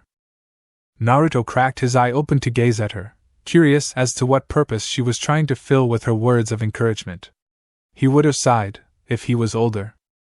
Clearly, the woman was trying to make the boy believe he would receive enough training to, at least, put him on par with the others on his team, which, Naruto would believe, had they refused to learn until he caught up, and then allowed him to be granted a 6-month lead. Naruto was no longer prideful of himself, and had come to see reason that he learned shinobi arts at a slightly below average pace, something which was blatantly obvious by the amounts of studying and practical practice he had to put into passing the genin exam, of which he passed barely. Come to think of it, Naruto wondered if the Hokage had specifically ordered his graduation out of pity. Or, perhaps, he had ordered his graduation so he could place him on a team with his daughter and his good friend Fugaku's daughter, allowing Kushina, their sensei, to specially train the two girls under the false pretense that Naruto was slower, and pass him off to a subpar jounin, potentially even chunin instructor. Naruto did sigh as he got up, feeling his knees pop slightly and his back to crack as he stretched, a tired groan escaping his lips. Naruto cursed his thought process, which has actually made him feel worthless. Probably because the options he had presented himself didn't seem too far out there, maybe with the exception that he would receive a chunin instructor within the next 6 months. Push it to 8, and he wasn't so sure. Uzumaki-sama. Naruto raised a brow in curiosity at the slight flinch he saw appear on Kushina's face at his even less formal title he called her by. I know what you are doing. Trying to encourage me to participate. Well, I suppose I can amuse you. With that, Naruto merely jogged into the woods, and plopped himself onto a branch of the tree closest to the clearing, allowing him to gaze at the woman, but which would actually provide him an opportunity to help either Natsumi or Sasuke when the pair no doubt made their move on the bells, either alone or together. While he waited, Naruto decided to ponder something. Where would he live now that the orphanage would no longer be legally required to house him? It wasn't as if his team could fail this test, making him a genin, and therefore a legal adult. With Natsumi. The Namikaze heir was saddened by Naruto's words to her mother, and attempted to persuade herself that he was wrong. However, she was hard-pressed to prove his words wrong. In her head she knew he was right, but her heart wanted him to be wrong. Surely, her mother of all people, would be fair with her team? Then, a thought broke Natsumi's others. Her mother trained her every day after dinner. That alone was favoritism. Her eyes got a little darker in sadness as she realized Sasuke also received said training, if the conversations between her mother and Sasuke's mother were to be believed. That brought another curious thought to Natsumi's mind: where did Naruto even live, if he had no parents? Shaking her head, Natsumi decided she might as well finish this depressing train of thought. And to do just that, Natsumi rushed into the clearing. With Sasuke. Sasuke did not hear Naruto's words, for she was too busy trying to find Natsumi. Surely if the girls paired up, they could get the bells. And, even though she had to smother down a frown at the thought of pushing Naruto to his failure, her pride as an Uchiha and the need to prove herself to her father helped her drown those thoughts. She ran around the ring of the forest, her eyes catching the sight of Naruto lazily swinging his leg from a tree by the clearing as she did so. When she came around to where she thought she had seen Natsumi dash into the forest, she found herself staring at the back of the girl's redhead. Before she could say anything, the Namikaze heir dashed into the clearing, prompting Sasuke to do the same. The two girls exploded out of the forest and into the clearing, Natsumi's hand flying into a cross sign with 15 shadow clones puffing into existence around her and Kushina, which prompted her mother to grip her katana by its sheath and proceed to cut down all of the clones with speed and strength. Sasuke grabbed the real Natsumi's shoulder and pulled her back slightly while the clones distracted Kushina. Listen, I think you and me need to work together to get those bells, Sasuke began, staring into Natsumi's eyes intently. The Namikaze nodded her head, briefly thinking about Naruto, and almost went to talk to Sasuke about their third teammate, before her mother came flying out of a massive smoke cloud just as memories of a painful, blunt trauma death fluttered her mind. Duck! Sasuke yelled, grabbing Natsumi and dropping the pair to the ground as Kushina's foot flew past them. However, the woman remained planted in front of them. Natsumi looked up to see her mother with her sword raised threateningly, only for a shroud of heat and light coursed quickly over her mother's visage with Sasuke's body flying forward, fire spewing out of her mouth like a hose. Kushina growled out, swinging her sword quickly, water chakra spewing out of her mouth, and her sword forced it at the fire, negating it before it could burn her. Sasuke panted slightly while standing in front of Natsumi protectively. Natsumi's eyes widened, before she jumped up to Sasuke's side with her hands once more forming the cross seal, two clones popping into existence beside her. "Sasuke, got another fireball in ya?" One clone signed to her with its back turned to Kushina, while the real Natsumi and the other clone kept Kushina busy with taijutsu incorporating kawarimi and more kage bunshin to allow the real Natsumi to remain in good physical condition. Sasuke nodded in confirmation, while the clone began to sign the plan to her. Nodding with a smirk, Sasuke jumped into the fray, Natsumi smirking and forming two more clones behind her, with the one from before joining her. Kushina smirked as well. Backing off I see. Admirable, in this situation," Kushina cockily stated, swinging her sheathed katana in her hand. Natsumi glared at her mother. Quickly, her and her three clones began to flash through hand signs. "Futon de Tapa!" Natsumi and her clones shouted, while Sasuke jumped up behind them and released a massive fireball, larger than the one she had sent before. Kushina's eyes widened as the flames overtook her entire form. Quickly, she performed a kawarimi, even as the fire continued and burned the forestry behind them, prompting another pop of smoke to appear, though dangerously closer to the fire than Kushina's had been. Appearing right where Kushina had been was Naruto, who had substituted with a larger stick that had been blown off a tree by the scuffle between Kushina and Natsumi's clones. Naruto looked around, acting surprised that he had ended up where he was, despite being the one who had to perform the substitution.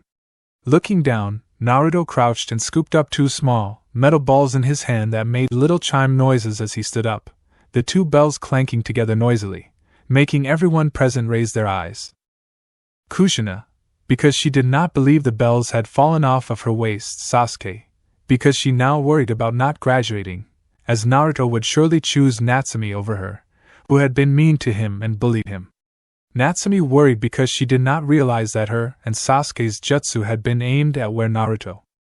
Looking at them, and even jiggling his arm a little bit to make them chime, Naruto stared with an O shape forming his mouth. I guess Naruto merely stared at the twin bells in his hand. Kushina pushed past Sasuke and Natsumi, staring at Naruto. "How did you get those, Naruto?" Kushina questioned. Naruto looked at her, and went to answer, before Natsumi stepped forward. "Me and Sasuke executed that conjoined jutsu to mask my third clone's kunai, and its speed was enhanced by the two wind jutsus I used, which propelled it forward, cutting the string on the bells before you had time to kawarimi away. However, we did not know Naruto was in the tree behind you, and he substituted with a large branch that had fallen on top of the bells after the fight between you and clones. I don't know how the wind jutsu didn't affect it though." Natsumi looked at the ground in thought at this. Kushina nodded, before staring at Naruto. "Well then, Naruto, who will pass with you, and who will no longer be eligible for the shinobi job?" Kushina questioned, staring at Naruto. The team passing relied on Naruto, though, unfortunately she knew, no matter what he said, the team would pass. Naruto looked at the bells in his hand, then back to his team. Naruto personally believed that even asking the question was pointless, and from the look on Kushina's face, she believed so as well. Sasuke looked utterly devastated. Perhaps she thought he would choose Natsumi over her, had the rules set by Kushina actually been true? He supposed that made sense, given her need as the Uchiha clan head's daughter to be worthy. And Natsumi on the other hand seemed to some extent, know that no matter what, she was passing this test. Whether that was because she knew the team was bound to pass, or she believed her father would just make her a genin if Naruto chose Sasuke, Naruto did not know, or bother to figure out. With a slight huff, and an exaggerated swing of his arm, Naruto tossed the bells to the two girls on his team. "They can pass. I'll find something to do, so don't you worry about me being bored. Ja-ne." Naruto stuffed his hands in his pockets, and with a mock two-fingered salute, turned around and began to lazily walk away, leaving the rest of Team 7 shocked. Kushina was even too shocked to say anything, watching the boy leave before telling him that he had actually passed. Naruto, however, merely walked onward, eyes gazing at the clouds as he walked back into the village. Maybe he'd get a job as a waiter or something in one of the many Akimichi-owned restaurants. Or perhaps he'd get a nice, elderly caretaking job? Probably not, as he needed food, and he needed it soon. The Akimichi restaurants seemed better suited for him, considering employees received free meals. Naruto smiled carelessly as he walked onward, and even hummed a little tune as he walked. Naruto passed a certain jounin who was leaning up against the side of a bookstore, a new, limited edition orange book in his right hand, with his uncovered eye scanning the pages. Before catching sight of the blonde hair which made him believe his sensei had come to see him, prompting him to drop his book and stare, only to look on in disappointment as he saw the little orphan with the weird eyes. Actually, this sight intrigued Kakashi, the jounin who was reading his newest book. If he remembered correctly, and he knew he did, it was tradition for passing teams to either immediately train together, or to have lunch with each other while the sensei went to report that they had passed to the Hokage. This intrigued Kakashi for the mere fact that, by this little brat's mere presence, alone, in the village, it implied that Natsumi's team had failed. Raising a brow in curiosity, Kakashi strode forward, eyes still glued to his book, and eventually fell into stride with the blonde boy. Naruto noticed Kakashi's presence, but didn't react to it at all, merely walking with his hands in his pockets, observing the businesses and market stalls they passed on their tranquil walk. The blonde knew the man wanted something from him, considering he had gotten up as soon as Naruto passed him, but didn't know quite what it was. He decided that if it was important, the man would have asked by now, so he left it alone and continued to walk, even humming a little tune as he did so. Eventually, Kakashi sighed, stuffing his book in his back pocket and pressing his hand to his brow ridge. Do the youngsters of today not care if some random shinobi, not to mention stranger, walks up behind them and then follows them? Kakashi questioned the blonde, who stopped and looked into the man's one eye with his swirled eyes, which Kakashi found intriguing as well, and personally believed they were a dojutsu, though which one they were he did not know, which caused him to pass it off as weak, seeing as he, nor anyone else, knew what they were, or even what they did. It seemed, even the boy himself didn't know, and had just believed his eyes had changed for no reason. Well, Jounin-san, I happen to know that you are a Konoha shinobi, of rather high rank and reputation, given that on multiple occasions I have seen you frequent the Namikaze household, and even have gone to dinner with Yandame-sama's family. So unless you are going to tell me that I'm suddenly going to be assaulted, I don't believe your presence is of any concern for my well-being. Naruto explained casually, causing Kakashi to sigh in exasperation. Well, I guess my reputation precedes me. Kakashi replied rather cockily, even tilting his head rapidly as if his head had to adjust to the ego boost he had just experienced, until Naruto chuckled and turned around, returning to his walk. Actually, Jounin-san, the Hokage's reputation precedes even you, who is not said Hokage. Naruto's cheeky reply caused Kakashi to deflate and cry a river of tears, before he jogged to catch up with the boy after rapidly wiping his one visible eye. Now, in all seriousness, Jounin-san, I do believe you wanted something from me, no? Naruto glanced up at the silver-haired man to his right, and began to ponder on exactly what it was he wanted. Perhaps Naruto had over-exaggerated the time it would take to assign Naruto a separate teacher out of pity? Surely Kushina, or someone had noticed how pathetically long it took Naruto to even Kawarimi. He gazed up at the man, who seemingly had one eye, considering he concealed the other. Perhaps this man no longer had a use in the field, and was being delegated Naruto as a student, out of equal pity from the Hokage. If that were the case, Naruto decided he would quit being a shinobi, to preserve both of their dignities. Kakashi nodded at Naruto's words, scratching the top of his head lightly. Well, I was wondering if your team passed the genin test? Kakashi questioned, staring with his cycloptic eye at Naruto's dual swirls. Said blonde stared up at the jounin, before smirking lightly, almost unnoticeable. Well, Jounin-san, I do believe we would have all passed to be a team in the first place.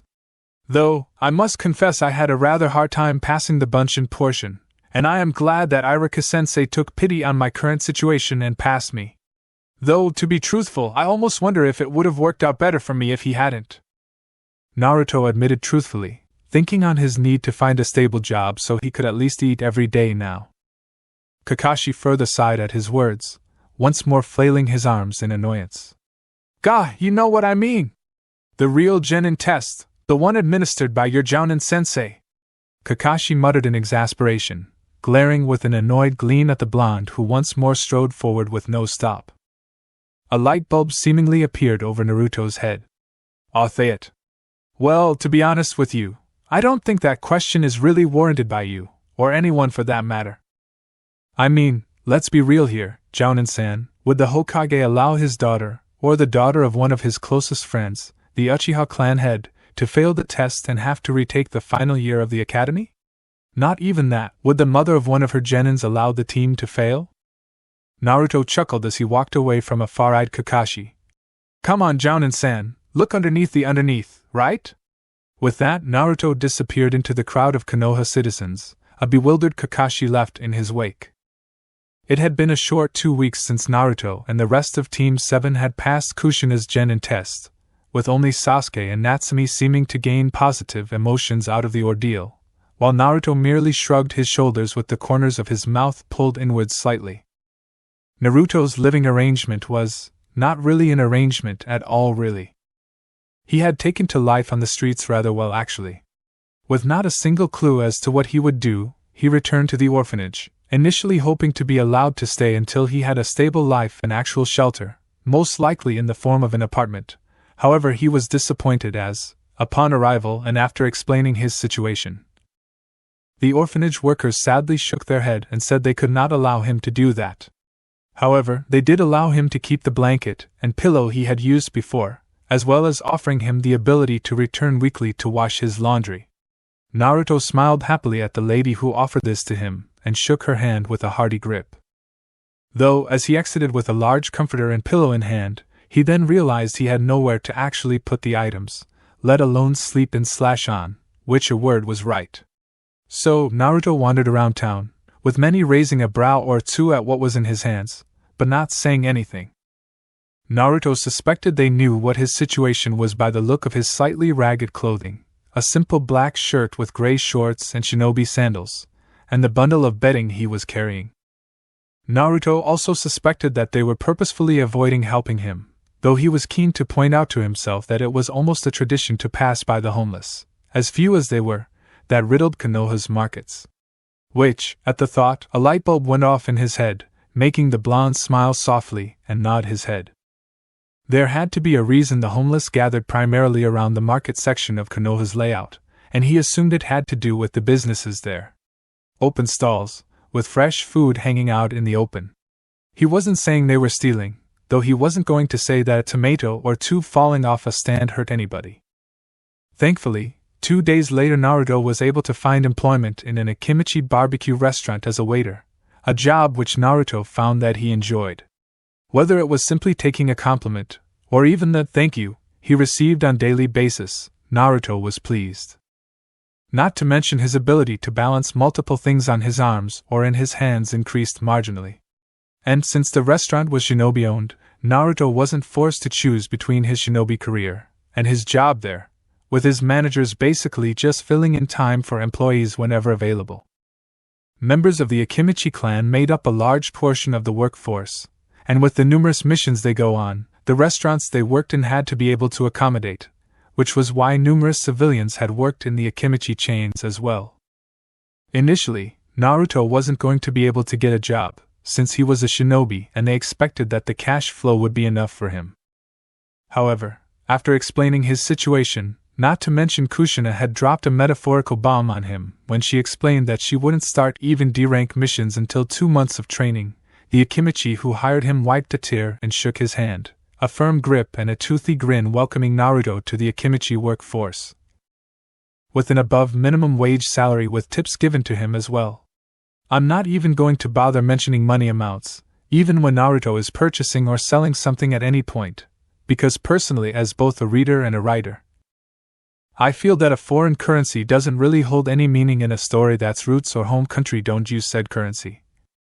So, within the 2 weeks he had worked, Naruto had managed to get enough money to eat for about a month and 1/2 if he paced his purchases and rationed food, though his main way to eat right now was the meal the Akimichis gave him before each shift he worked, which was a 4 to 10 p.m. shift every day, with his daily training sessions being 7 a.m. to 2 p.m. every day. Naruto found that he settled into routine fairly easily and comfortably. During his work shifts, Naruto had met a wide array of people, one of which he saw nearly every day. Dressed in a long tan overcoat which covered a fishnet shirt and an orange skirt, with spiky purple hair, the bangs of which were held up by a Konoha headband, was Anko Mitarashi, Dango lover and snake summoner. Naruto had learned quickly that, while the barbecue stand hosted by the Akimichi wasn't explicitly meant a dango stand as Anko always referred to it as, the woman frequented it almost daily simply to get an order of dango, and to speak to the manager Akimichi woman who worked there every day without fail, no longer wanting to live the shinobi life. Through watching the other customers' eyes narrow, or widen, at her entrance to the restaurant, as well as listening to the whispered mutterings as he neared them with a plastic smile and a plate full of food held on his left shoulder, Naruto learned that she was somewhat of a pariah due to her connection with the traitorous snake Sannin. Orochimaru. She had been his apprentice, was Naruto's inferred hypothesis. Naruto passed off this hypothesis and decided not to act on it, or the whispers he heard about her as he worked his shifts, preferring to stay out of others' business and instead focus on making enough money to eat. Eventually, however, Anko did not come for 3 days, which had affected his manager, if her constant checking of the front door for something was to be taken into account.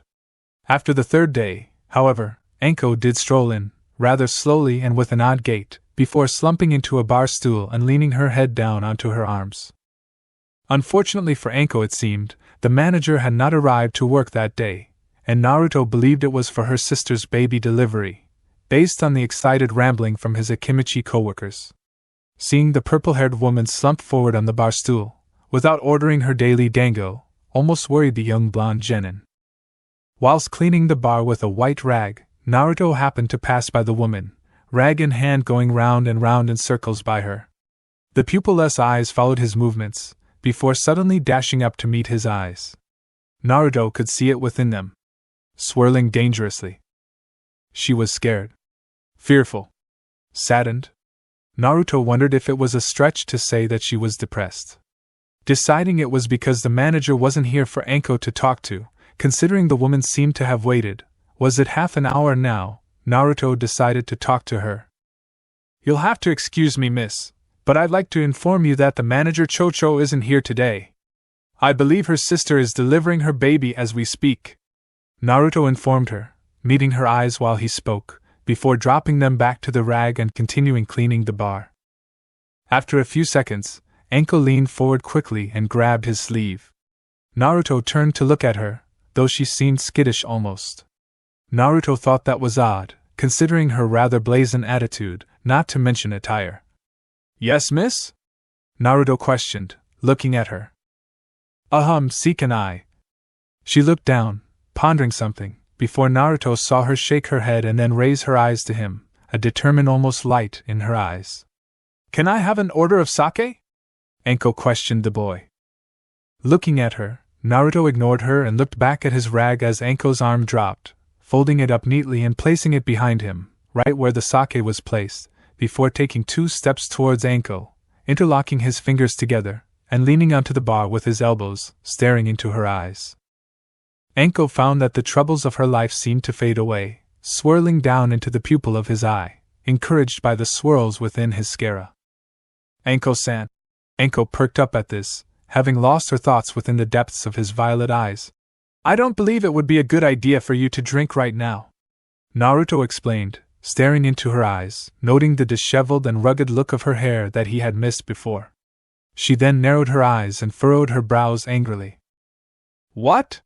It doesn't matter what you think, I'm a paying customer, and you will bring out a suite of sake for me to drown down." Anko growled at him, gritting her teeth and flashing them, a spark of chakra erupting around her body in anger. The chakra spike had irritated the curse mark on the back of her shoulder, causing her to sharply intake some air and hastily grip her shoulder, rubbing it. Naruto caught this action, but didn't react to it, simply pouring a glass of sake, and returning to standing in front of Anko, swirling the glass in his hand. "Anko-san." His calling of her name caused the woman to remove her hand from her shoulder and look at him, her eyes glancing down at the shot in his hand. "Thank you." Naruto pulled the glass back from her nabbing hand and took a sip for himself, sighing after he drank it. Anko growled at this. Leaning forward angrily, she snarled at him. Listen, kid, I get it that you might not like me because of my teaching under Orochimaru, but I'm rather good friends with Chocho, and if you don't dash, I am aware of both your friendship with Chocho and your apprenticeship under Orochimaru, and frankly, Anko-san, I care about neither of them. His words, while sounding rude, shocked Anko, and she listened to him, leaning back slowly and sitting down with widened, if suspicious, eyes. Then, why won't you give me my drink?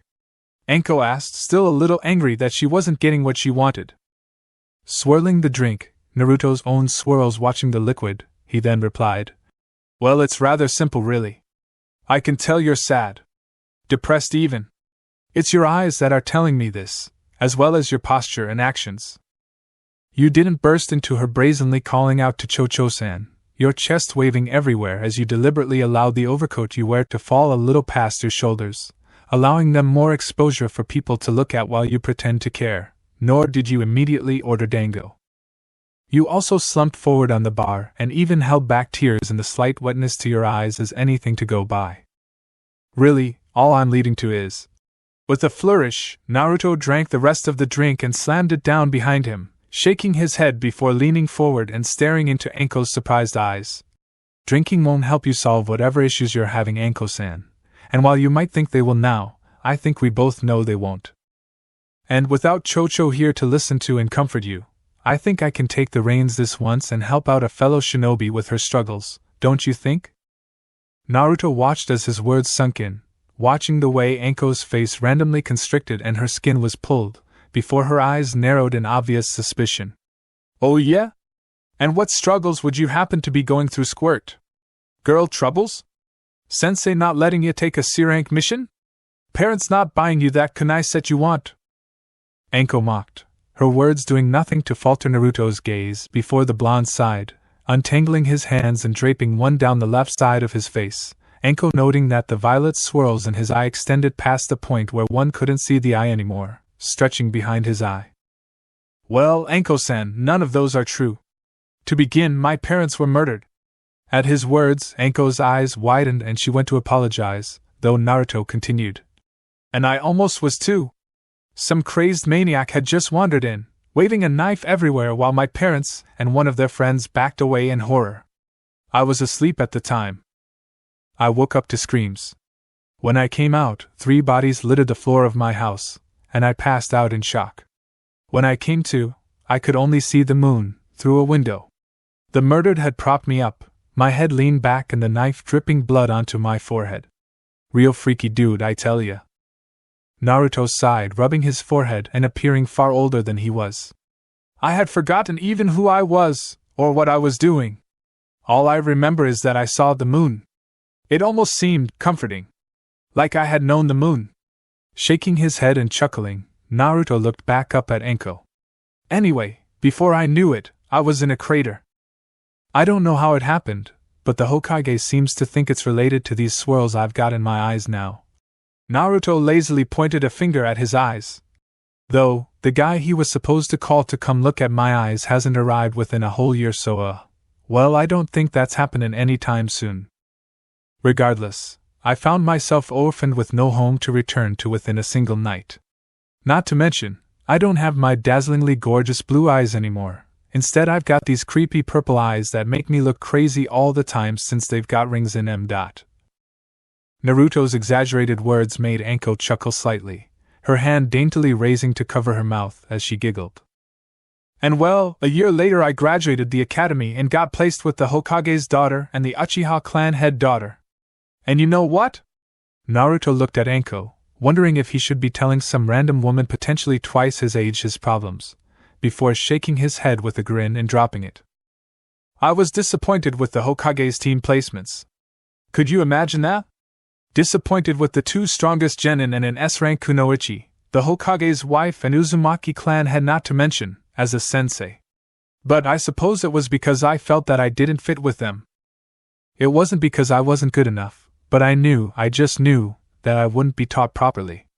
The signs of favoritism don't even have to be looked for. I mean, my sensei is the fucking mother of my teammate. And I know damn well that the Uchiha clan head won't just let his daughter get trained by some jounin, even if she is S-ranked. So boom, my two teammates are getting extra training even though they were both already leagues ahead of me in the shinobi arts. Naruto chuckled, slumping down onto the bar and looking down. After a long 2 minutes of silence, Naruto looked back up. "Wanna know something, Anko?" The woman nodded softly, staring. Was that attempted comfort he saw in her eyes? At him. "It's pretty strange to see a fresh genin working a civilian job, no?" Naruto watched as Anko pondered it, tapping her chin. "Actually, yeah, it does seem kinda weird." "Why are you working?" Anko questioned, staring at him curiously, awaiting an answer. Naruto smirked. Why he was a mystery to him, considering he shouldn't be smirking for having more issues. "Well, as you know, once you've got that headband." Naruto nodded his head, indicating the Konoha headband around Anko's head. "You're a legal adult. But what you probably don't know is that legal adults can't be housed within orphanages anymore. And I can't work at my age unless I've got a headband like that. Which means I was double fucked, because I couldn't work to save up money to buy a place or even food before I was kicked out of the orphanage." Naruto watched as tears nearly came to Anko's eyes, and the woman attempted to lean forward to hug him, but Naruto placed his hand on her collarbone, softly pushing her away. Seeing her questioning look, Naruto smiled softly at her, shaking his head. "You don't have to try and comfort me, Anko. I just told you my problems so that you wouldn't feel like it's only happening to you." "I know, at least for me." Naruto turned around and leaned his elbows on the bar, no longer looking at Anko. "Knowing someone else also has it rough helps me." Anko smiled, and heard the little squeak the bar stool made as she stood up, as well as the loud footsteps she took out, indicating that she had her brazen attitude back. Though, Anko didn't see Naruto casually wipe away a bit of dirt under his eye and look at the little moistness that had followed his finger, almost as if it didn't belong there. Naruto hummed lowly to himself as he sat with his legs curled, his knees pressing into the dirt in front of a white fence, his hands hidden within yellow gloves plastered with little specks of dirt that littered the surface, falling off and being added to as his hands dug into the earthy soil beneath him. Gripping onto small tangles of roots and pulling them out, careful to not disturb the larger, wanted roots nestled around them. Yes, Naruto was pulling weeds. "What are you doing?" A feminine voice snarled to his far right. Naruto continued pulling the weeds beneath him, still happily humming away. "Don't yell at me! What are you doing?" Another feminine voice yelled to his right, causing Naruto to close his eyes and sigh, his hum stopping completely. Yes, Team 7 was completing their 4th D-ranked mission, significantly behind teams such as Team 8, who had completed 22 D-ranks, and Team 10 with 23. Naruto, of course, did not mind, knowing that the 2-month period Kushina had taken to exclusively training her team was the reason for this difference in mission counts. However, what Naruto did care about was the pay. So far, with only 4 missions, he had made about 1.5x more than he would have in 4 days of working at the restaurant. Putting those two values together nearly tripled his income. Naruto speculated that, within a month he would be able to afford a down payment on an apartment, and 6 months' rent paid in advance. This thought made Naruto smile happily. No longer would he leave work to find himself sitting in an alley a block away. However, he also wouldn't be able to hear the stories of the homeless, both shinobi and civilian, and no longer would he be able to see them smile when he would bring them portions of dinners he was given from Chocho for them to eat. Naruto grunted as a piece of dirt managed to hit his right shoulder, prompting the boy to lazily cast his head over towards the pair of girls that were viciously forcing their fingers into the dirt and forcefully pulling the roots out. Naruto sighed and shook his head, looking down to watch his own, slower and more careful movements, which eliminated any possibility that the plants being weeded would be affected by said action. Regardless, Naruto wasn't the one paying for such reckless actions, and decided to not open his mouth. A frail old lady nodded happily an hour later, observing how the weeds surrounding her beautiful roses had been pulled properly, doting on Naruto about his extremely neat and near perfectly pulled weeds. Naruto laughed heartily, rubbing the back of his head while the woman expressed how exquisite his actions were, deciding to pay him extra for his good work, causing Sasuke and Natsumi to groan quietly. Their soil had been hastily packed in and roughly thrown back where it was, whereas Naruto's looked no different than it did when they arrived. Well, thank you so much for pulling these weeds for me, youngsters. I just can't get down low enough these days, haha. The woman said as she turned around, entering her house once more, bidding the team goodbye. Alright, good job, Team 7. Mission, pulling weeds, is complete. Kushina shouted happily, causing Naruto to clap lightly while the other two girls merely deadpanned at Kushina. Sweat dropping at her team's attitude, she then turned around and began leading them back to the Hokage tower.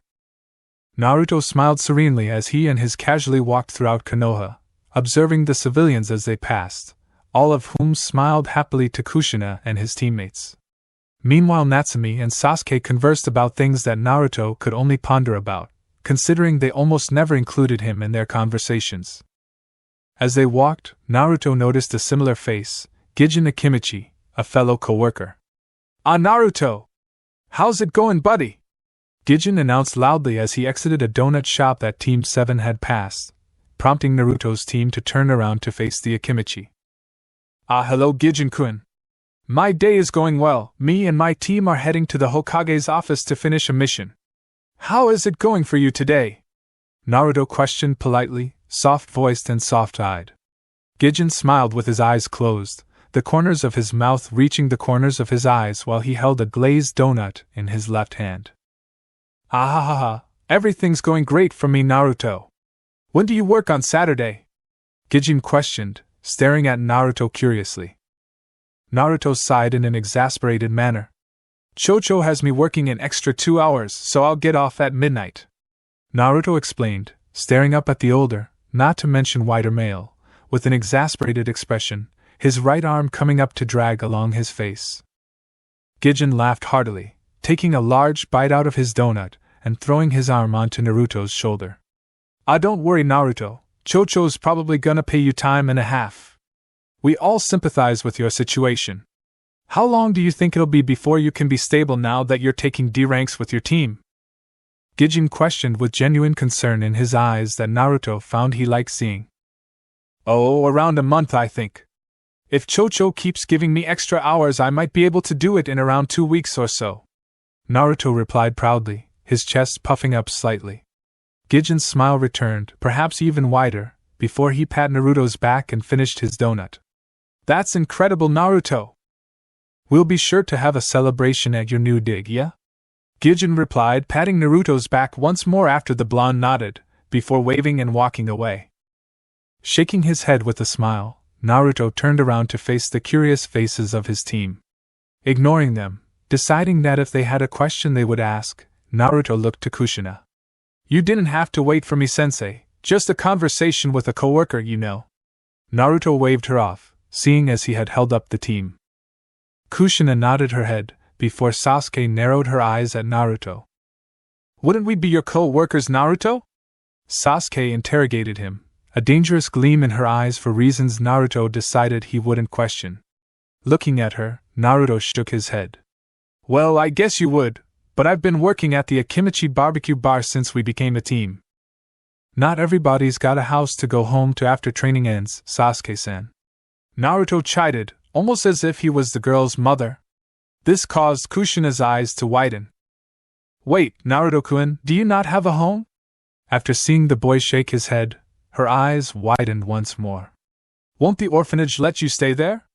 You're not even 15!" Kushina exclaimed, now deeply bothered by her student's situation.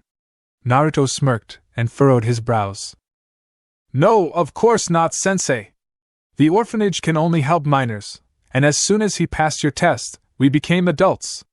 I walked away from the Bell test a homeless guy, and still am.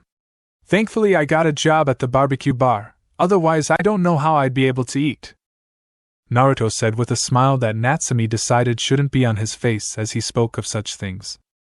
Kushina's face exploded into worry. "Well, Naruto, you can stay with us. I'm sure Minato wouldn't mind, and you wouldn't either, right, Natsumi?" Kushina questioned her daughter with a glare and tone that said, "Your only answer is yes." Natsumi nodded quickly, with sincerity in her eyes. "Of course. I'd be happy to help you, Naruto," Natsumi exclaimed happily. Sasuke stepped forward, staring at Naruto. My family can help you too, Naruto, Sasuke offered coolly, though they all looked at Naruto as he smiled and shook his head. No. I can't bear to be a burden. Besides, I'll be able to afford an apartment in about a month, as you've heard me tell Gijin-kun. If I needed the help, I would have asked, don't worry. I appreciate that all of you would be willing to help me, but I was raised with a mentality of self-reliance. His words had been a lie. His parents had never raised him with something, quite the opposite in fact. They had set examples of receiving gifts and then thanking the other with something of equal value. However, Naruto had no longer wanted to feel like a burden, as he had already began to feel, as Kushina had to take time away from advancing Natsumi and Sasuke's teaching to ensure that Naruto understood the concepts well enough. To be truthful, Naruto decided that, while he liked the people on his team, he hated being on their team at the same time. He had underestimated just how much faster the two girls were at picking things up than he was. Kushina had attempted to teach the pair water walking, simply assuming Sasuke knew tree walking since Natsumi knew, and expecting Naruto to know as well. When she mentioned that the technique was very similar to the tree walking exercise, Naruto stayed silent, preferring to not hinder the girl's ability to learn the shinobi arts by forcing Kushina to get him caught up to speed. Whereas the girls were able to stay on the water for around 15 to 30 seconds their first attempt, Naruto waded into the water and didn't even stick to the water's surface. Whereas the girls were able to master the technique within a week, Naruto still could not stick to the water's surface within that same week. Naruto pretended not to care about his inability as a shinobi, nor did he show how much it had hurt him that Sasuke groaned and complained to Natsumi that they had to wait, Natsumi voicing her agreement, stating that others are slower than us, Sasuke-chan. Their words stung, though Naruto took the pain with a serene smile on his face and calm eyes, even when his sensei of all people seemed frustrated with his progress, eventually giving in and taking the girls to a separate clearing to teach them more advanced techniques that Naruto clearly wasn't ready for.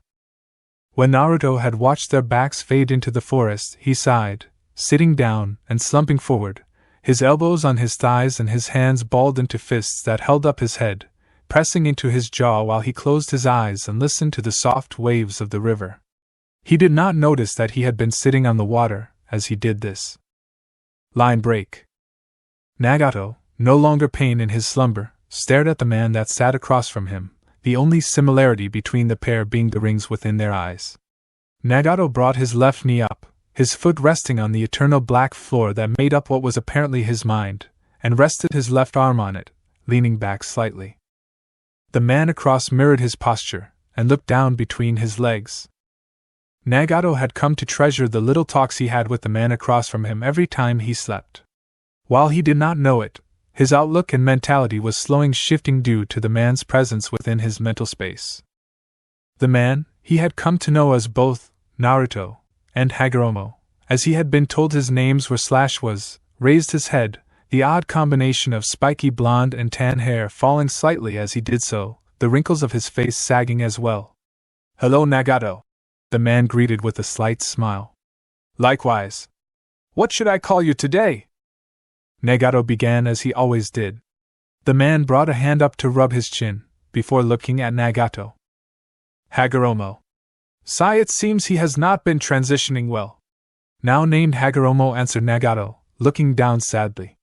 Nagato nodded his head. The man had been referring to his so-called transmigrant, whose life had apparently been flipped completely upside down when Hagoromo began to merge, fuse, take over?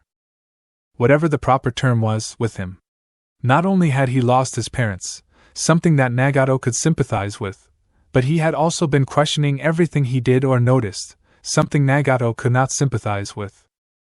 Unfortunately, it seemed that the boy, despite supposedly holding the Rinnegan, a fact that made Nagato believe that Hagoromo/Naruto was a figment of his imagination since he had heard of no other Rinnegan holders, was struggling to learn the shinobi arts due to his currently conflicted mindset.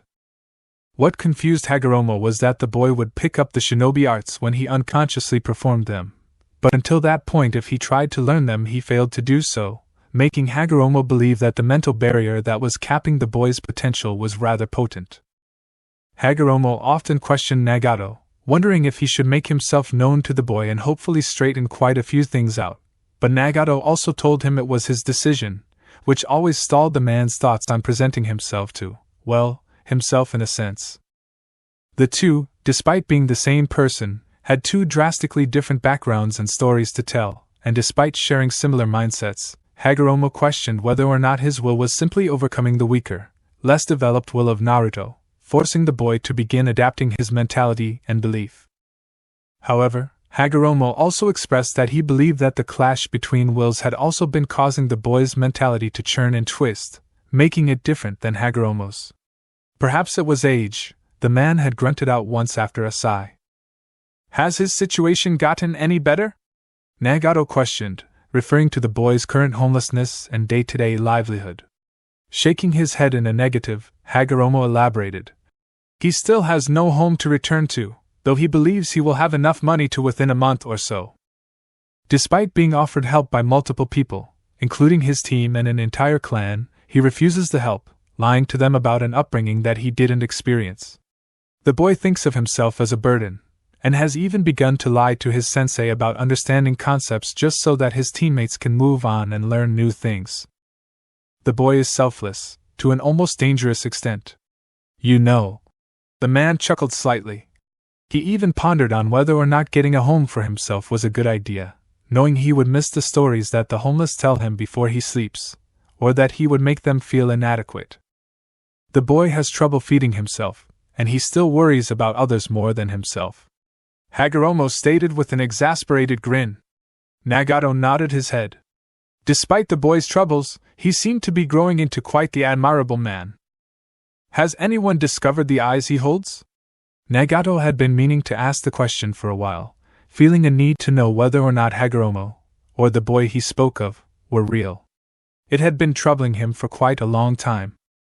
Looking up, Hagoromo's swirls swinging in sync with Nagato's own, the older man shook his head and looked down with a downcast shadow forming on his face. No.